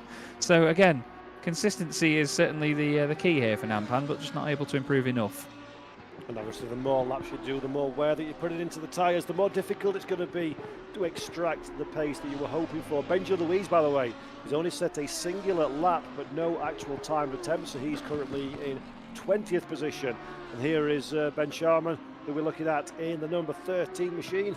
Lovely livery there on that number 13 Lamborghini. Didn't see much of Sharman in race 1, so it'll be interesting to see if he can have a slightly more forward progressing race in race 2, and see if he can try and trouble those point scorers for Ben. Car number 13 is unlucky for some. It's been a little bit nondescript as things stand for Ben, but hopefully that'll change at the end of this session and into our second and final race of the day. Yeah, it'll be on us before we know it, with only 2 minutes and 50 seconds left The drivers are now going to be winding up for what will be their final laps, because it's around 2 minutes a lap. So they need to make sure that they are well switched on and ready to go. And that sounds like Ben Sharman has backed out of that one. Car 13, P12, so he's ahead of his seeding position at least. We look here at Putradama, the number 11 car, sort of baby blue machine, heading down the chase, down through the gears, making a great racket on the way. That's possibly one of the most difficult corners on the circuit, isn't it, Paul? Because you really want to commit to that inside apex, but the circuit sort of goes over a hump very slowly away from you. It compresses, gives you all the grip in the world, and then suddenly says, I'm glad you enjoyed that because I want it back now. And then it just throws you sideways, especially in a rear-wheel drive car like this. In fact, ironically, it is one of the, for me, it's difficult points of the track, because you would normally sort of refer to when you're up in the mountains and you're coming through the wall. You haven't got time to think, you're just reacting. There, you sat at flat chat for a very long time thinking, how am I going to approach this next corner? And sometimes too much thinking time is when it starts to go wrong, and you can only make it sort of a mistake from that point on. Nico Milano doesn't make any mistakes, though. He makes a lie to what I've just said. It all looks like an easy Sunday drive for the number 1 machine past the hotel on the right-hand side with the most spectacular balcony view in the whole wide world. Into the final corner, 59.4. Can Rama Milana improve his time? Crosses the line, it doesn't. 2 minutes, 0.4, which ironically, it'd still be good enough for 4th position, which is pretty impressive. Yeah, absolutely. Absolutely would be. Just behind Sumeru, that would be. But obviously not is the case now. Just 1 minute left to go then in qualifying here for the APAC finals of the Real Race Super Trofeo Esports here at the amazing Mount Panorama, Bathurst in Australia. It's now 6:14 p.m. in the sim as opposed to, the 6 a.m. stint that we had for race 1. Zachary Smith trying to find the limits there. Interesting that the main change inside the top 5 is the fact that we've got Velasquez up there. We've also got Lam Law ahead of Smith this time round. So if the two of them finish where they were, they both finished the night on 22 points, which would mean they were even for what I imagine would be 2nd place, unless somebody outdoes them as, that's not what you want on a fast lap. That is, we said at the start of the show that it's going to be qualifying where you've got to find a bit of space. And I think for Zach Smith, that's very, very frustrating. He was on a lap that would potentially have snuck him a little bit further up, certainly in times anyway, maybe not necessarily in position, but that's all completely irrelevant now. Sky Nampan comes through the final corner, accelerates to the line, 17th position is where he is. His time improves, but his position does not, stays in 7th. So good time from Sky, but not quite enough to overwrite Velasquez ahead.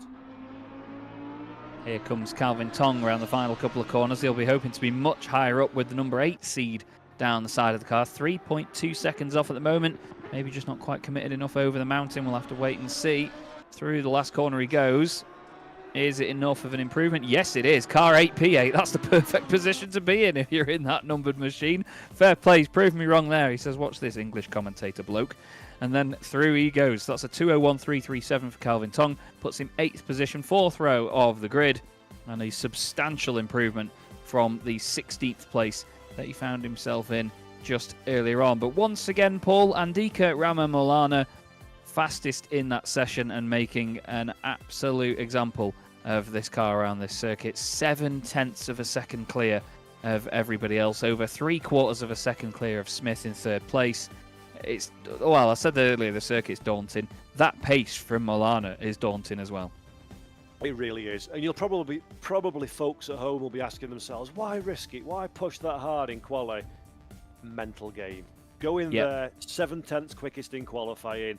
Yat Lamlaw sat there thinking, I've got basically T1, and if I don't do it in T1, game over for me. That is so powerful, Chaz, isn't it? Beat the drivers before you beat the drivers. Your life is so much easier.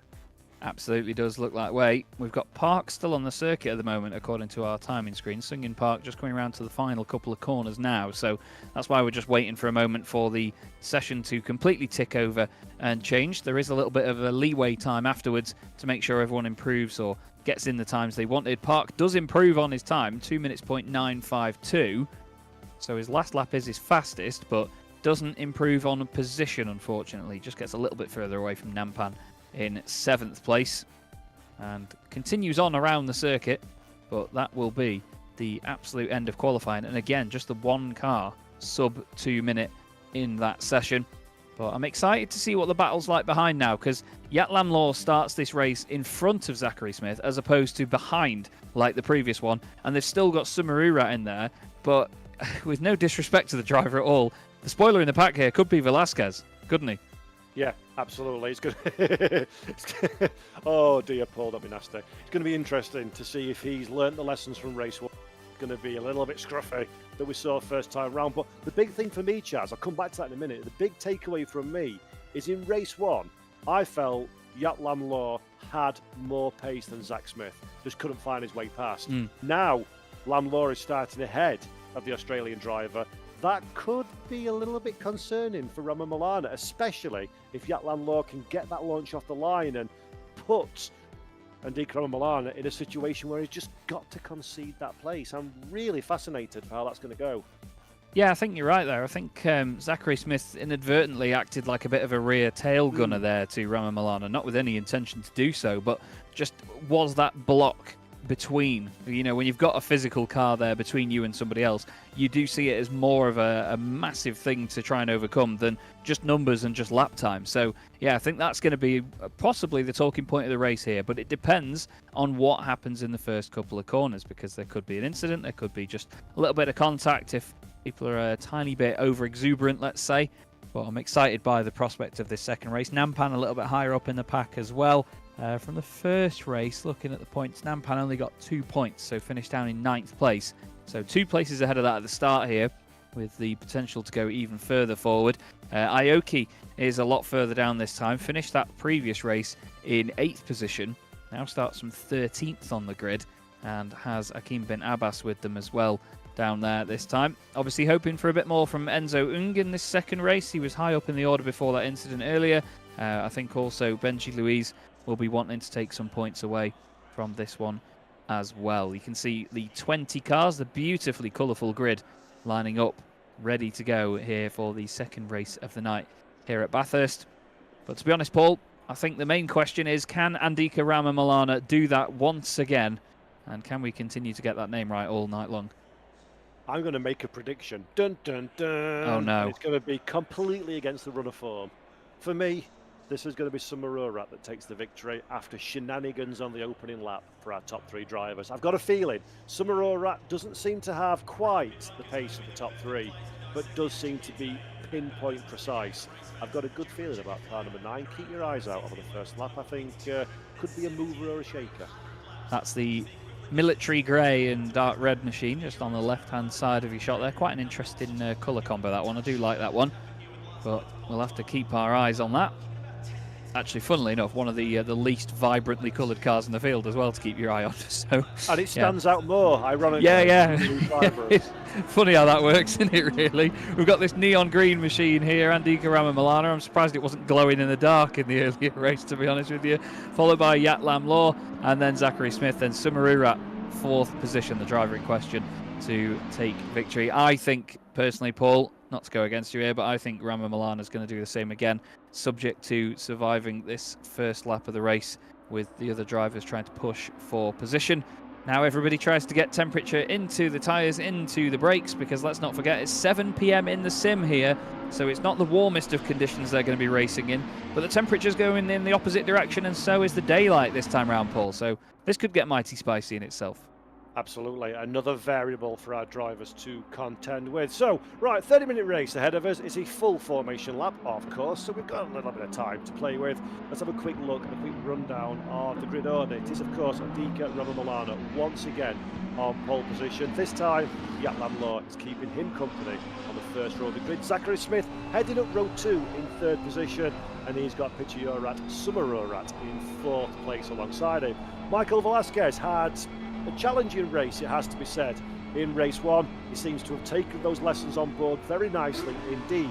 He'll be starting this one in 5th place with Senjin Park alongside him. Cars number 5 and 4 in grid number 5 and 6. Sky Nampan will be starting from 7th position. Alongside him is Calvin Tong, and then just behind Joseph Morgan and Ut Ramnit even in 9th and 10th. Then it's Putra Darman 11th alongside Chuck Long Lee in 12th. Then it is Takura Aoki, driver very entertaining in race 1. Difficult qualifying, 13th on the grid, work to do. 15th is Ben Sharman, and then it's Enzo Ing, Adrian Redcliffe, John Emmanuel Ramos, Chris Cornelio, and Benji Louise are the 20 cars that will start this race. Thank you very much, Paul. Looking forward to this. The drivers now build up their own pressure, I think, for the remainder of this lap. You can see, actually, Yatlan Law is keeping close tabs on Rama Milana just in front, just to make sure that they are ready to pounce and ready to go. Obviously, they will start this race side by side. They go when the green lights come on, though. So it's not completely determined by Rama Milana, and I quite like that with a rolling start, Paul. I don't like it when the leader gets the advantage of being able to determine that. And yeah, sure, it pays because, you know, it pays to be on pole position and be the one that determines that. But I like it when it's more still a case of reaction. It's more that the that the rolling start has been brought in as a sort of element of safety. So there's no sort of stranded cars on the grid from a standing start. Yeah, and it's understandable. It saves your clutch as well. It's a little bit kinder to the cars. And I can't say I'm a fan of rolling starts, I'll be honest with you. You and me are the same. Yeah. I like the crescendo of noise. But it works really, really well. And Chaz, really quickly, if you're Yatlan Law, is there anything you can do to get in the head of Rama Milana in these last few moments? What he's doing now? Yeah. Stay in a straight line. Do what they call doing a Raikkonen, actually, where I remember there's a famous shot in the past, isn't there, of all the cars weaving around like mad and Kimi Raikkonen sits in the middle of the road in a straight line. I think that Yatlan Law is doing a bit of that. You've got to sort of act unfazed and show the other drivers via the body language of the car that you are unfazed and not do anything that is, you know, don't blend in. You just got to be like, look, what you're doing now just seems silly. You know, you've got to sort of prove to the other driver that what they're doing is unnecessary and that you're doing something right. So, yeah, we'll see what Yatlan Law can do here. It's going to stick alongside now. They all work it together. Still a few cars weaving a bit further back in the pack. Not quite sure which one of them that is, actually, down in 9th place. That's Morgan. But here we go, Paul. Final race of, well, this region. Final race of the night as well. Here we go then. Andika Rama Milana, can he make it 2 from 2? That is the big question. Yatlan Law most certainly will fancy his chances. 20 cars for the final time. A 30-minute race here in the Lamborghini. The real race, Super Trofeo Esports, APAC regional final. And it is a picture-perfect start for Rama Milana. To the inside goes Zach Smith as contact in 2nd and 3rd. Somebody's off on the gravel in the background as well. But Andika Rama Milana is clear of all dramas. Massive contact further back. That is the skittles that we did not want to see. 1, 2, 3, 4, 5 cars all in the wall, but at the front of the field, Andika Rama Milana counts his blessings in an early race lead. Enzo Ung is involved in that one. It was Chuck Long Lee as well. That was the red car that went completely across. There was one of the neon machines as well involved in that. Car 22 was in that one. That was Benji Louise.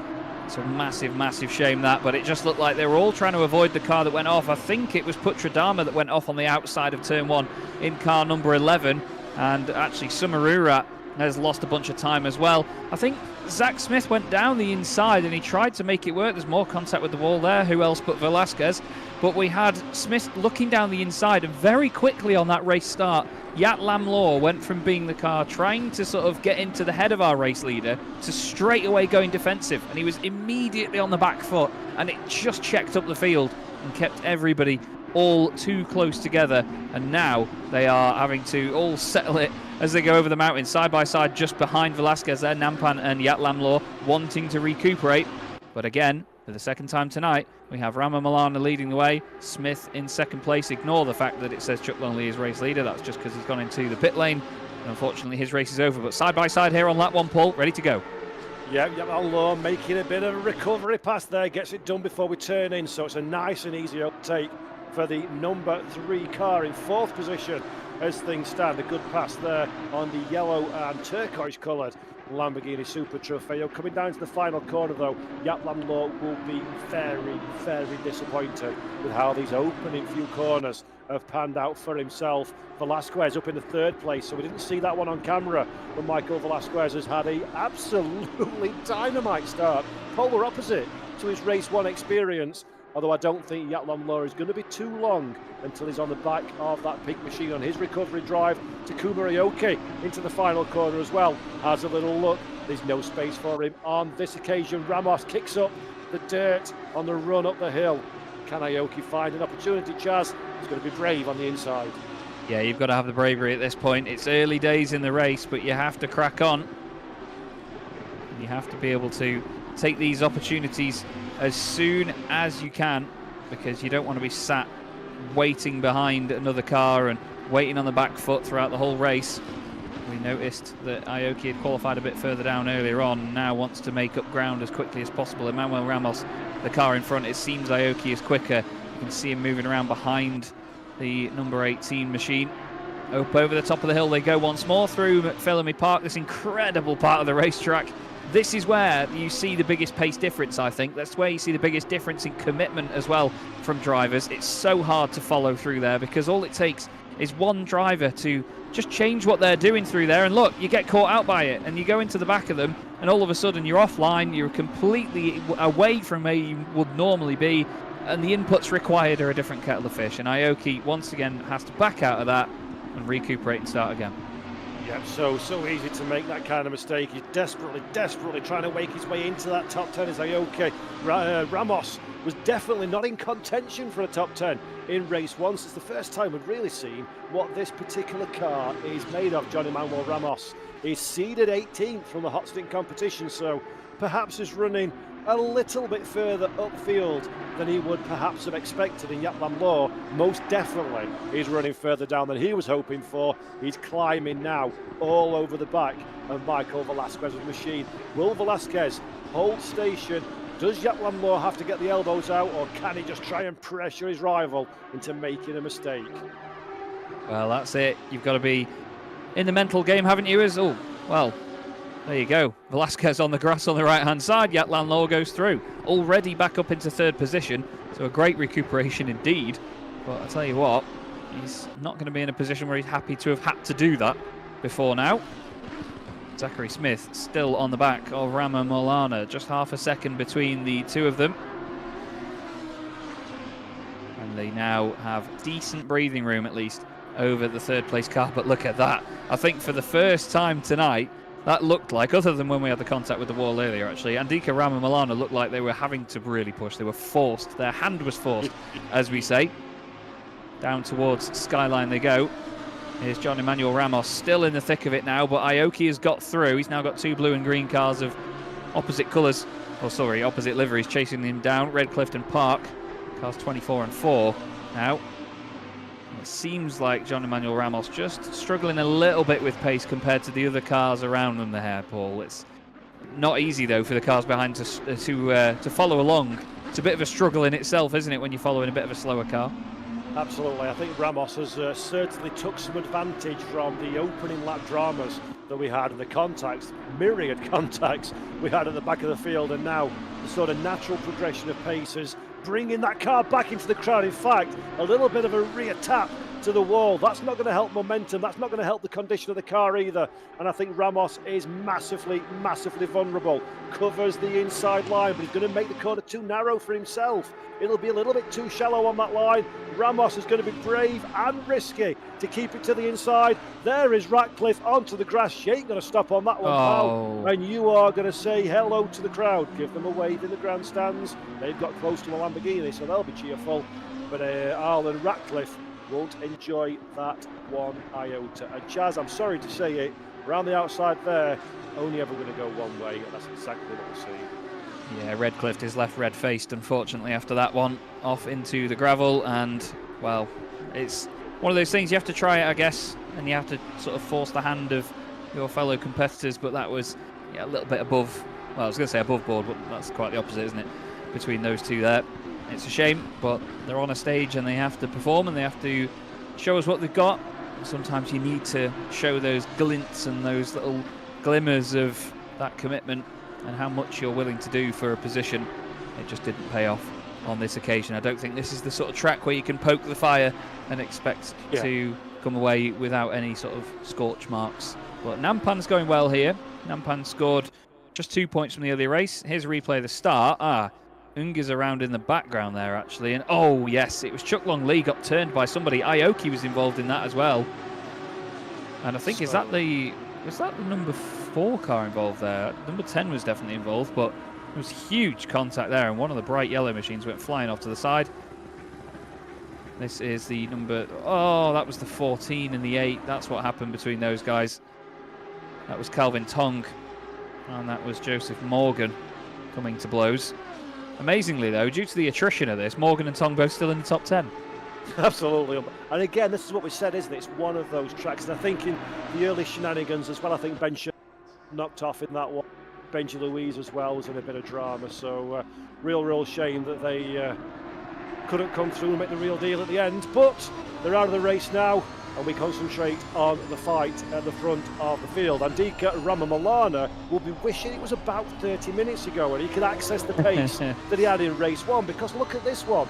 Somebody has lit the proverbial fire under Zachary Smith. He's up on his tippy toes, and that car looks like a man that's not on the defensive like race 1. He's someone very much on the front foot and hungry to try and take a race victory, which could put him in championship contention if he's not careful. Yeah, this is an outcome that we didn't really expect, because we were looking at Yatlam Law to be the one that moved forward. Now he didn't have a car in front of him, but now he's not got a car behind him. Zachary Smith is really focused on going ahead. Interesting way of looking at this here, though, Paul. If you are Andika Ramamalana right now and you feel like you're under enough pressure that it's going to put a risk element into your race and that it could put pay to your result, you could drop behind Zachary Smith here and still come away champion, because of the fact that you're going to end on even points. But in the case of a draw, they look back at the qualifying 1 lap times as a first port of call. And we know that in both qualifying sessions, Andika Ramamalana had a substantial advantage. So either way, if Milana finishes second here, they'll still come away as champion despite a tie on even points. Yeah, exactly. Ramamalana's in a beautiful position. Both of the 2 tiebreaker scenarios, he's going to come out on top. So for Andika Ramamalana, you're absolutely right. You want to win the title by winning the race, of course. Oh, yeah. It's always nice. But sometimes you've just got to use the racing nous. We're not there yet. Zachary Smith's not aggressive or close enough yet. But you're absolutely right. If he starts tickling the tailpipe of the Lamborghini in front, if I'm Ramamalana, I'm going to let him go, take the risk completely away and just bank the title. Sumarura, my shout for race 1 winner, has gone backwards. So going well.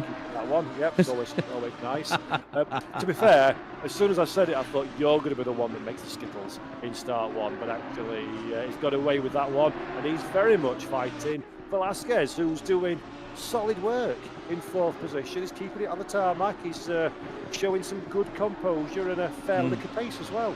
Well done. Yeah, absolutely. Yeah, fair play to him. You know, and this is the thing. We remember how they bounced back from something, not from what knocked them down in someone's opinion or, you know, in the course of a race meeting. So, yeah, hats off to them. I'd like to also correct myself as well and just say that it's not the Q1 time they look at first. That is in case they have a tie with the 2 qualifying sessions added together. So we know that Andika Ramamalana has a solid advantage when it comes to having both qualifying session times added up. The only driver all night to go sub 2 minutes, and to do that on 2 occasions in 2 sessions is just crazy. But picture Sumarura here all over the back of Velasquez. Now, we've seen what Velasquez is like when trying to attack and overdoing it slightly. Let's see what he's like when he's trying to defend here. Scrapes the wall a little bit through McPhillamy. It may not be the most brightly coloured car on the circuit, but it's still a car that you wouldn't want right in your rearview mirrors. Velasquez overdoes it into Skyline, and that's all it took from Pichayut. Through he goes, and down the dipper, and off over the horizon. Wow, he's found the horizon, and he's driven off over it. And I will say from Velasquez, really clever driving. As soon as he lost the car, took it to the escape road, slowed it down, didn't rejoin unsafely. Very, very, very well done from Velasquez there. I like to see that one. And he's survived, no damage, and now it's a time of see if he can pick up the pace and get in contention, or if he's going to come under pressure from Nampan behind. So briefly on the screen, by the way, car number contact between cars 7 and 18 on the opening lap. car number 18 is Emmanuel Ramos, down in 13th place. He's got a 10-second time penalty for his troubles. It's interesting, actually. That's the first penalty we've seen tonight, as far as I know. We've just got another one come through as I say that, so thank you, Fabio. But it's the fact that they don't often get a chance to actually have contact with each other on this circuit. It's normally the circuit that kills them before they kill each other. So it tends to be that you don't get a lot of penalties and things around here, actually, especially when it comes to the likes of track limits as well, because it's very obvious where the track limits are on this place. You certainly know about it when you've exceeded them. But there's the other penalty coming through, cars 12, 16 and 4 on lap 1, sorry, cars 12, 6 and 4. That's Chuck Long Lee, Aoki, and yeah, it was Sung In Park that was off. It was actually car 4 for an unsafe rejoin, and I think it was Sung In Park that went off on the exit of turn 1 at the very start. So it was when they then rejoined, they've squeezed cars together, and that's when we saw the number 12 machine of Chuck Long Lee. Well, you could see he got chucked over to the right, didn't he? Really got thrown into that barrier. It was a horrible impact, and luckily, this just being the sim, no injuries or anything to worry about, but he is subsequently out of the race as a result. But the race continues on, unfortunately without them.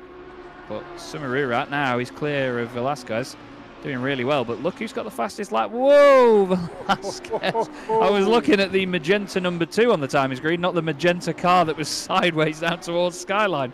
But it's our second place driver, car 2, that's got the fastest lap of the race now. So Zach Smith is very, very firm with the man on a charger. 2 minutes, 0.145 at the time for Zach Smith. So haven't quite broke the 2-minute barrier yet, as we saw in qualifying.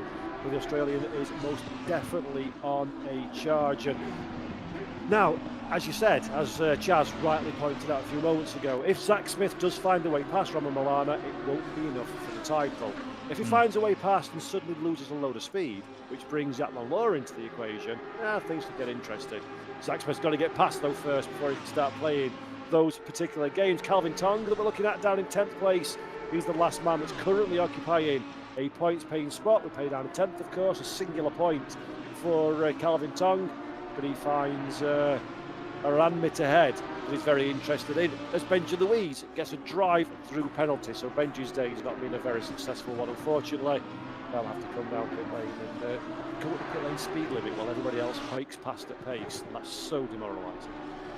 Part of me's pleased by the fact that these cars are basically the opposite liveries to one another on our screen right now. Aranmit in the green and black car, with Tong in the black and green car. Two colours very synonymous with Lamborghini, of course. Let's face it, if you're getting a Lamborghini and it's not green, what colour should it be? Black with green bits. Green, Tong, always. Yeah, always, yeah. Why would you want to get it in silver or something? It's a Lamborghini, you want to shout about it. You wouldn't get it in silver or grey.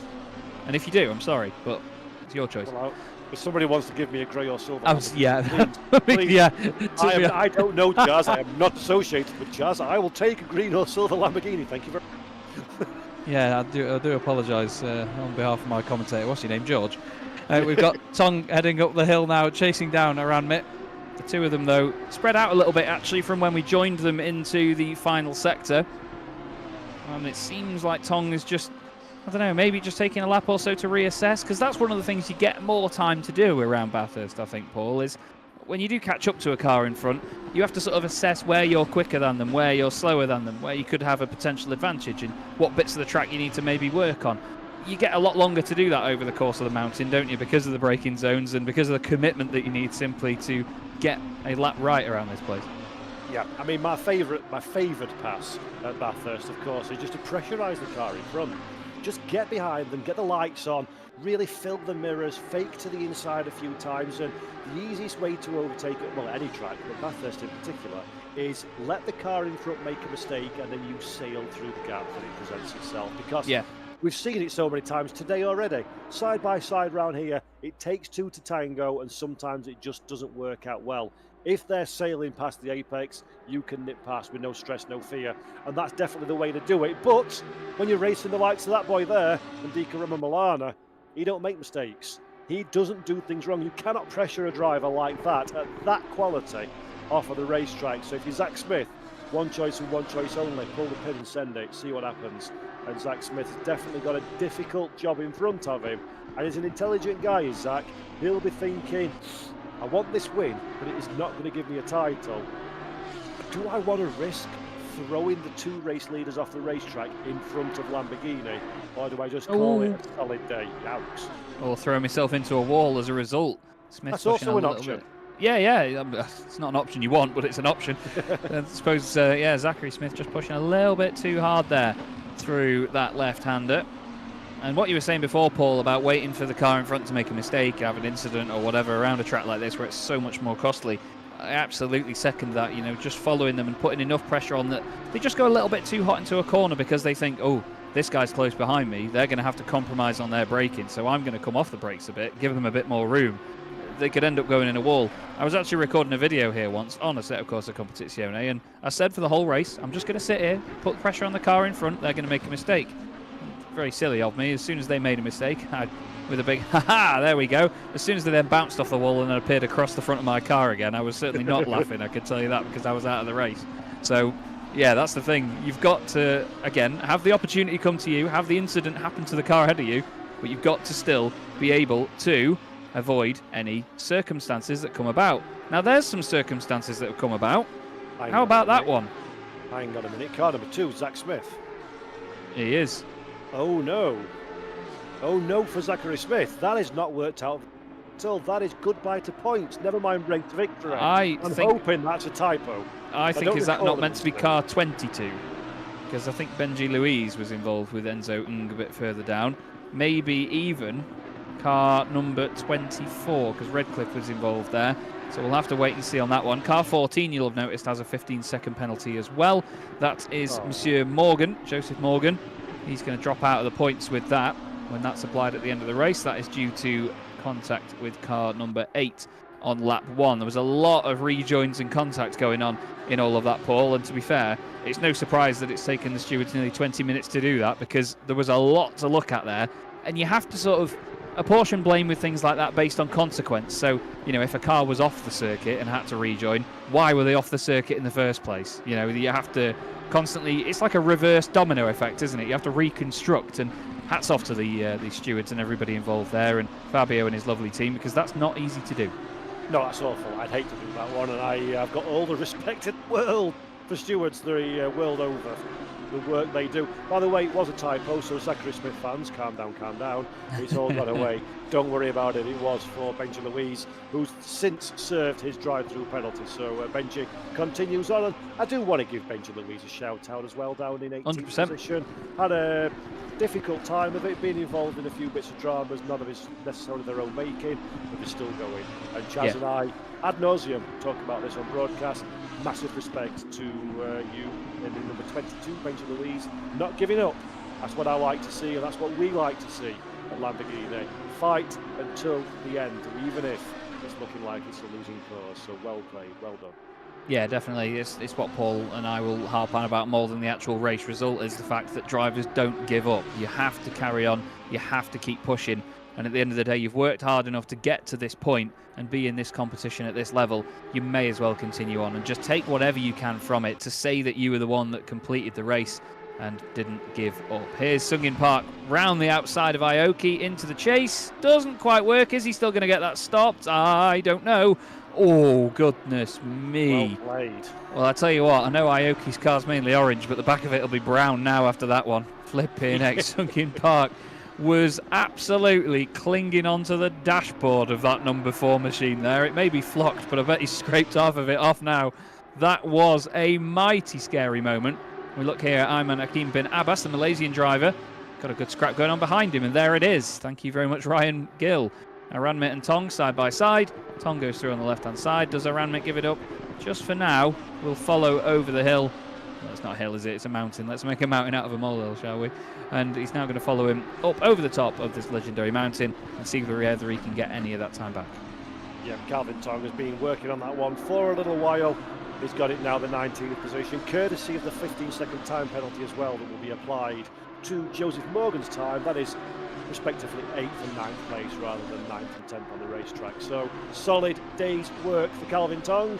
He's got a little bit of time between himself and Hakim bin Abbas just ahead. Already got 8 minutes 24 seconds in which to close that gap up, but it does look like there's some pace in that number 8, Chaz, doesn't it? That gap's starting to wind down, perhaps a little bit faster than the number 10 would like to see on his timing delta. Yeah, definitely. At the end of the day, they all do pay attention to the timing deltas quite a lot. You get often quite a lot of data given to you in these sims, and when you're behind the wheel as well, you usually have a little box somewhere or a timing tower similar to what we've got on the left-hand side that'll show them either a couple of cars around them or all the cars in the field. And they do have a look at the gaps. There's a few straights for you to do that on as well here. They may fiddle about slightly with some of the settings on the car, make sure it's still behaving how they want it to. As wow, that's behaving how Andika Milano wanted it to. You don't often see cars go that sideways in Assetto Corsa Competizione and get away with it. And Andika, big smile on his face there while doing that as well. That's great to see. But that was elegant as you like into turn one, almost showing off at this point. Look, I'm in the race lead. I'm still wringing this car's neck, and I'm still getting away from the very rapid Zachary Smith. Andika has now taken back the fastest lap of the race as well. 2 minutes, 0.120. If Andika wins this one, I guarantee he's going to get in touch with the director at the end saying, can I have the replay file, please? And Yeah, he's going to please. have that photographed, printed and put on his wall, because that would have been a beautiful shot. Great bit of car control, and just goes to show, even now with 7 minutes left on the clock, Andika Milano and, by virtue, Zachary Smith behind, are wringing the neck of these cars. There's absolutely nothing. Look at his smile. I've never seen that lad not smile. He smiles. I think he's a great guy, Andika Milano. I've had the pleasure of interviewing him, having won championships in the past, and he's just a chap that thoroughly enjoys what he does and happens to be legendarily fast at it as well. Really good guy, and he's proving to everybody now at this moment in time that he's definitely the one in command of this particular championship right here and right now. But Zachary Smith, what has he got? 1.8 seconds last time he was across the line. Looks like it might be a nip closer this time, but it is certainly falling in the favour of Andika Milano.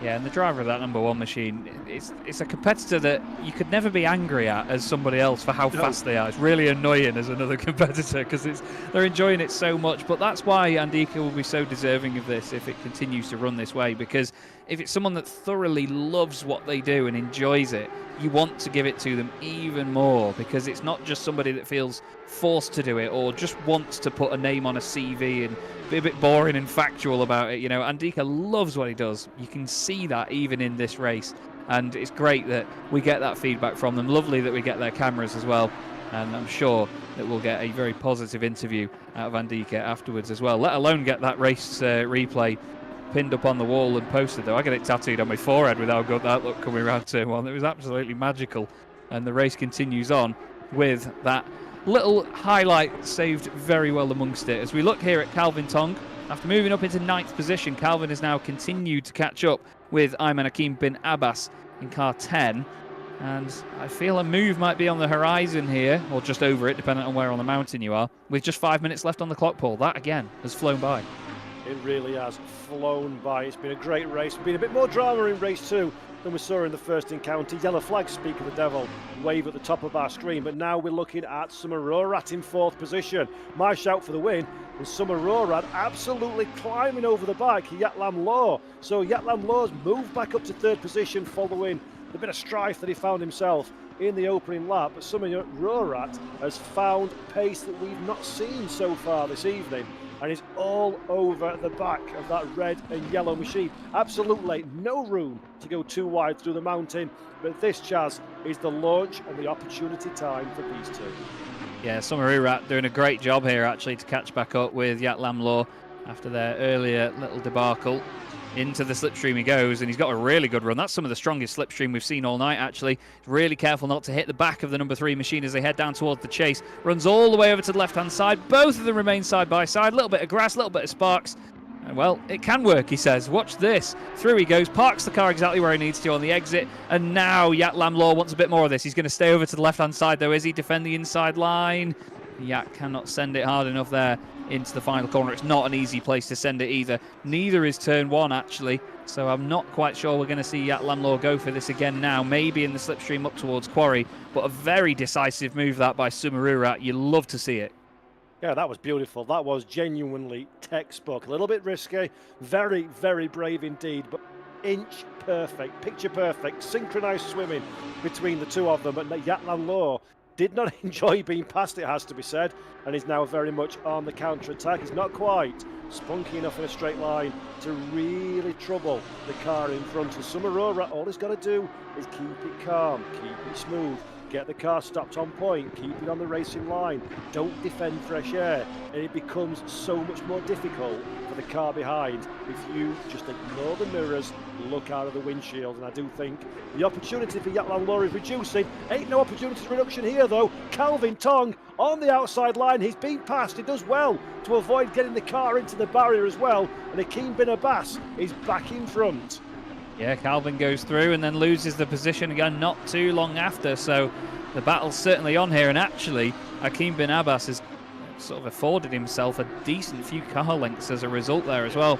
That's one of the key things at Bathurst, is there's not many places where you overtake and don't gain a good bit of time with it as well to have in your back pocket. It's not often a circuit where you see people be overtaken and then instantly make a comeback.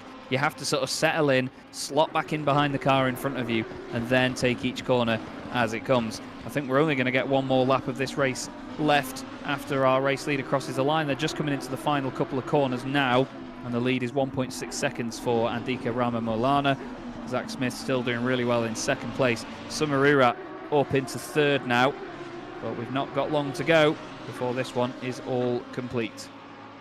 Yeah, it's been a fabulous, fabulous regional final for the APAC region here in season 5. Real Race Super Trofeo Esports. As you say, Andika Ramamolana currently still leading this race from pole position. He's been unsurpassed all through the day, such has been the level of dominance. Even a little kiss with the barrier wasn't quite enough to put Andika Ramamolana off of his stride. But while the fight has been good at the front of the pack, a little bit further down is where the action's currently happening as we sunset this race. Now in the final few laps, Calvin Tong sideways over the curb into the last corner. Not lost too much time though. I do think Akeem Bin Abbas ahead is perhaps feeling a little bit confident that he's got it in the bag now. This 8th on track, 7th time adjusted. Yeah, definitely. Done a really, really solid job. And it's just all about the consistency of some of these drivers. I have to give a shout out as well to Velasquez, who despite a very scrappy race one and certainly drew our attentions for not always the right reasons, he's kept it on the black stuff and he's kept it really tidy for this second race, and he's actually going to match his seeding position going into this as well. So really, really hats off to Michael Velasquez, because when I said earlier, it's not easy to bounce back from something like that, and it's very easy to go into a race frustrated after a poor run. He's really bounced back well, and he's proven the point that people remember how you bounce back more than what happened before. Brilliant, brilliant stuff from him. Yeah, for sure. It's not been an easy run for Michael Velasquez either. He's been involved in lots of drama around. So really, really strong drive. And there is the mistake that we were looking for. That is Calvin Tong's opportunity. He gets the car stopped over Skyline into the apex, and that is one mistake.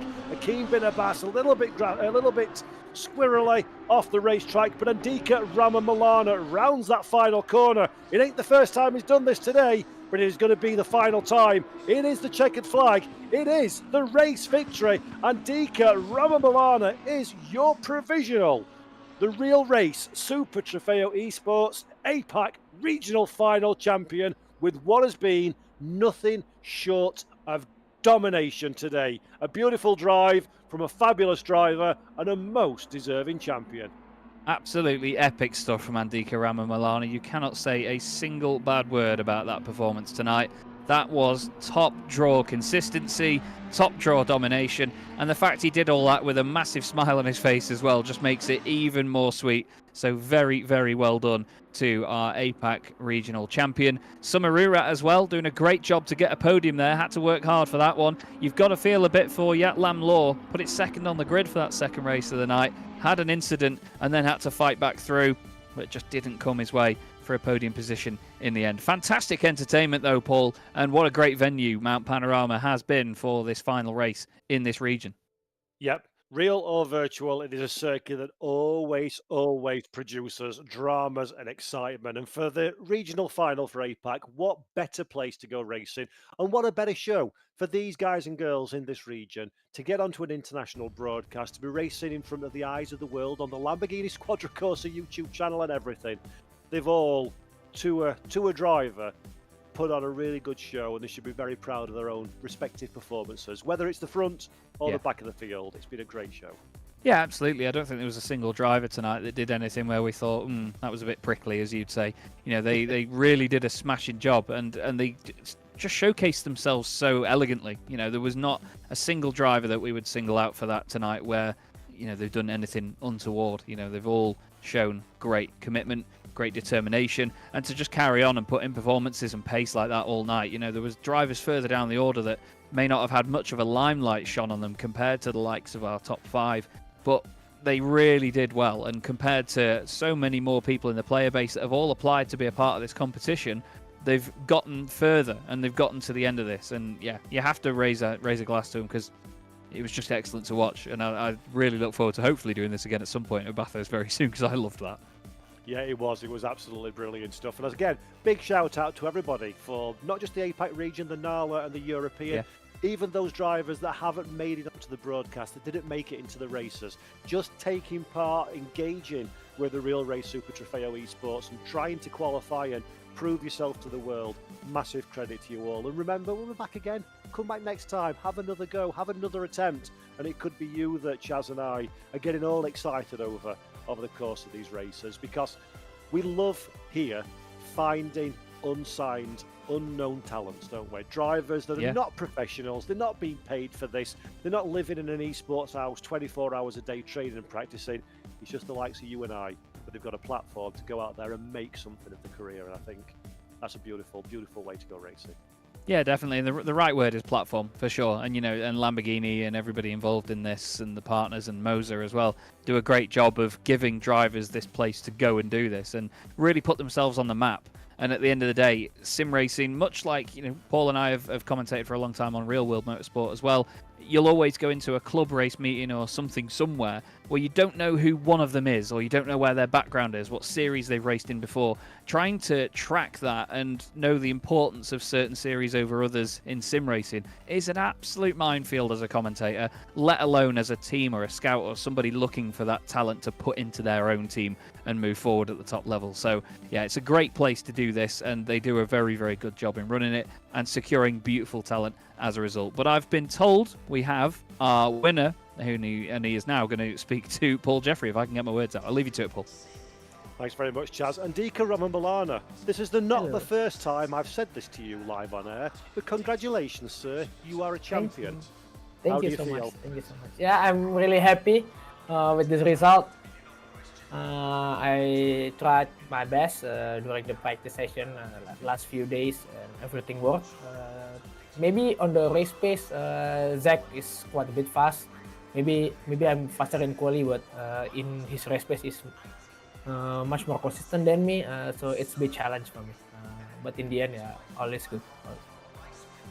It looked like in the last race, race 2 in particular, you had a great race with Zach. You were very close together for a long time. What's it like dealing with the pressure in that kind of situation? Yeah, I'm trying my best not to look at the mirror, because, as you know, his car is just suddenly pop up on the mirror. Okay, I need to focus on the track again. And keeping the delta as close as possible to my personal best is the key for me. Now, I suppose I have to ask this question. I know the answer. You've won the championship. You've won the Lamborghini Real Race Super Trofeo Esports. Yeah. What does that mean to you as a driver? Because this is a big success. Yeah, I'm really happy to be winning this championship in such prestigious events and hosted by one of the best car makers in the world.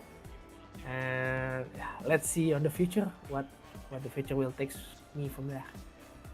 Well, Andika, we've thoroughly enjoyed watching you race. You've been absolutely dominant today. Before I let you go and celebrate, is there anything you want to say to your fellow competitors or to the organisers or anybody you want to shout out at home? Yeah, first of all, thanks to the organizer for hosting this event. I'm really happy with the crowd we have today. Unexpectedly almost full grid now for this race, and yeah, thanks for everyone, for all the friends who are supporting me, and then for the team as well from Legion of Racers, and all the racers racing me here today. Thank you so much. Brilliant. Andika Ramamilana, congratulations. You Thank are you so a much. Lamborghini, the real race, Super Trofeo Esports APAC region champion in 2024. Well done. Brilliant job. Thank you so much. Brilliant. Thank you very much. That is your champion then. Subject to protests and appeals, of course. Andika Ramamilana. What a gentleman. What a lovely chap. And what a deserving winner, Chaz. Yeah, definitely. Like I said before, you know, he clearly loves what he was doing. Big smile on his face all the way throughout the entire race, and then to be so humble and such a great sport in the interview as well to his rival Zach Smith. Brilliant stuff. You know, that's exactly what you want from a champion like him as well. He's one of those competitors. I said it during the race. You can't be angry at him for being so fast because he's so lovable at the same time. You know, it's such an all-round positive character in every element. Perfect candidate to be part of a big esports team like this, and you just cannot knock it whatsoever. I cannot find. I'm not looking for a bad word about him at all. Trust me. But even if I needed to, I couldn't. He's just brilliant, absolutely brilliant. And what a performance tonight! Sub 2 minutes at Bathurst in these cars is just balmy, man. Yeah, a genuinely wonderful ambassador for sim racing for That's the any word. brand he represents, and also lightning quick. And also, what I was greatly pleased to see in that race too is the pressure that Zach Smith applied to him, because it's fine being quick when you've got nobody around you, but Yeah. now we saw a different element as well to Andika, that he can take that pressure, that he can not crack under it and still deliver, and that's important learnings for Lamborghini as well, isn't it? Yeah, definitely. You know, you've got to put drivers through every different part of a race scenario in something like this, because when they're racing at the top level, the pressure is going to be immense. Whether that comes down to hot lapping on their own or battling with other drivers, whether they're defending or attacking, you have to be able to do it all. And that's exactly the perfect testing ground for being able to know, can they do it all? We saw some drivers tonight that were put in a different scenario in race 2 than they were in race 1, where they had to be the attacker rather than the attacked. And we saw different outcomes each time, because some drivers are better at one thing than the other. I'm good at none of it. So, you know, that's my CV submitted. But, yeah, it's been great to be able to use this format. I love this format. 2 half-hour races, definitely the way to do it.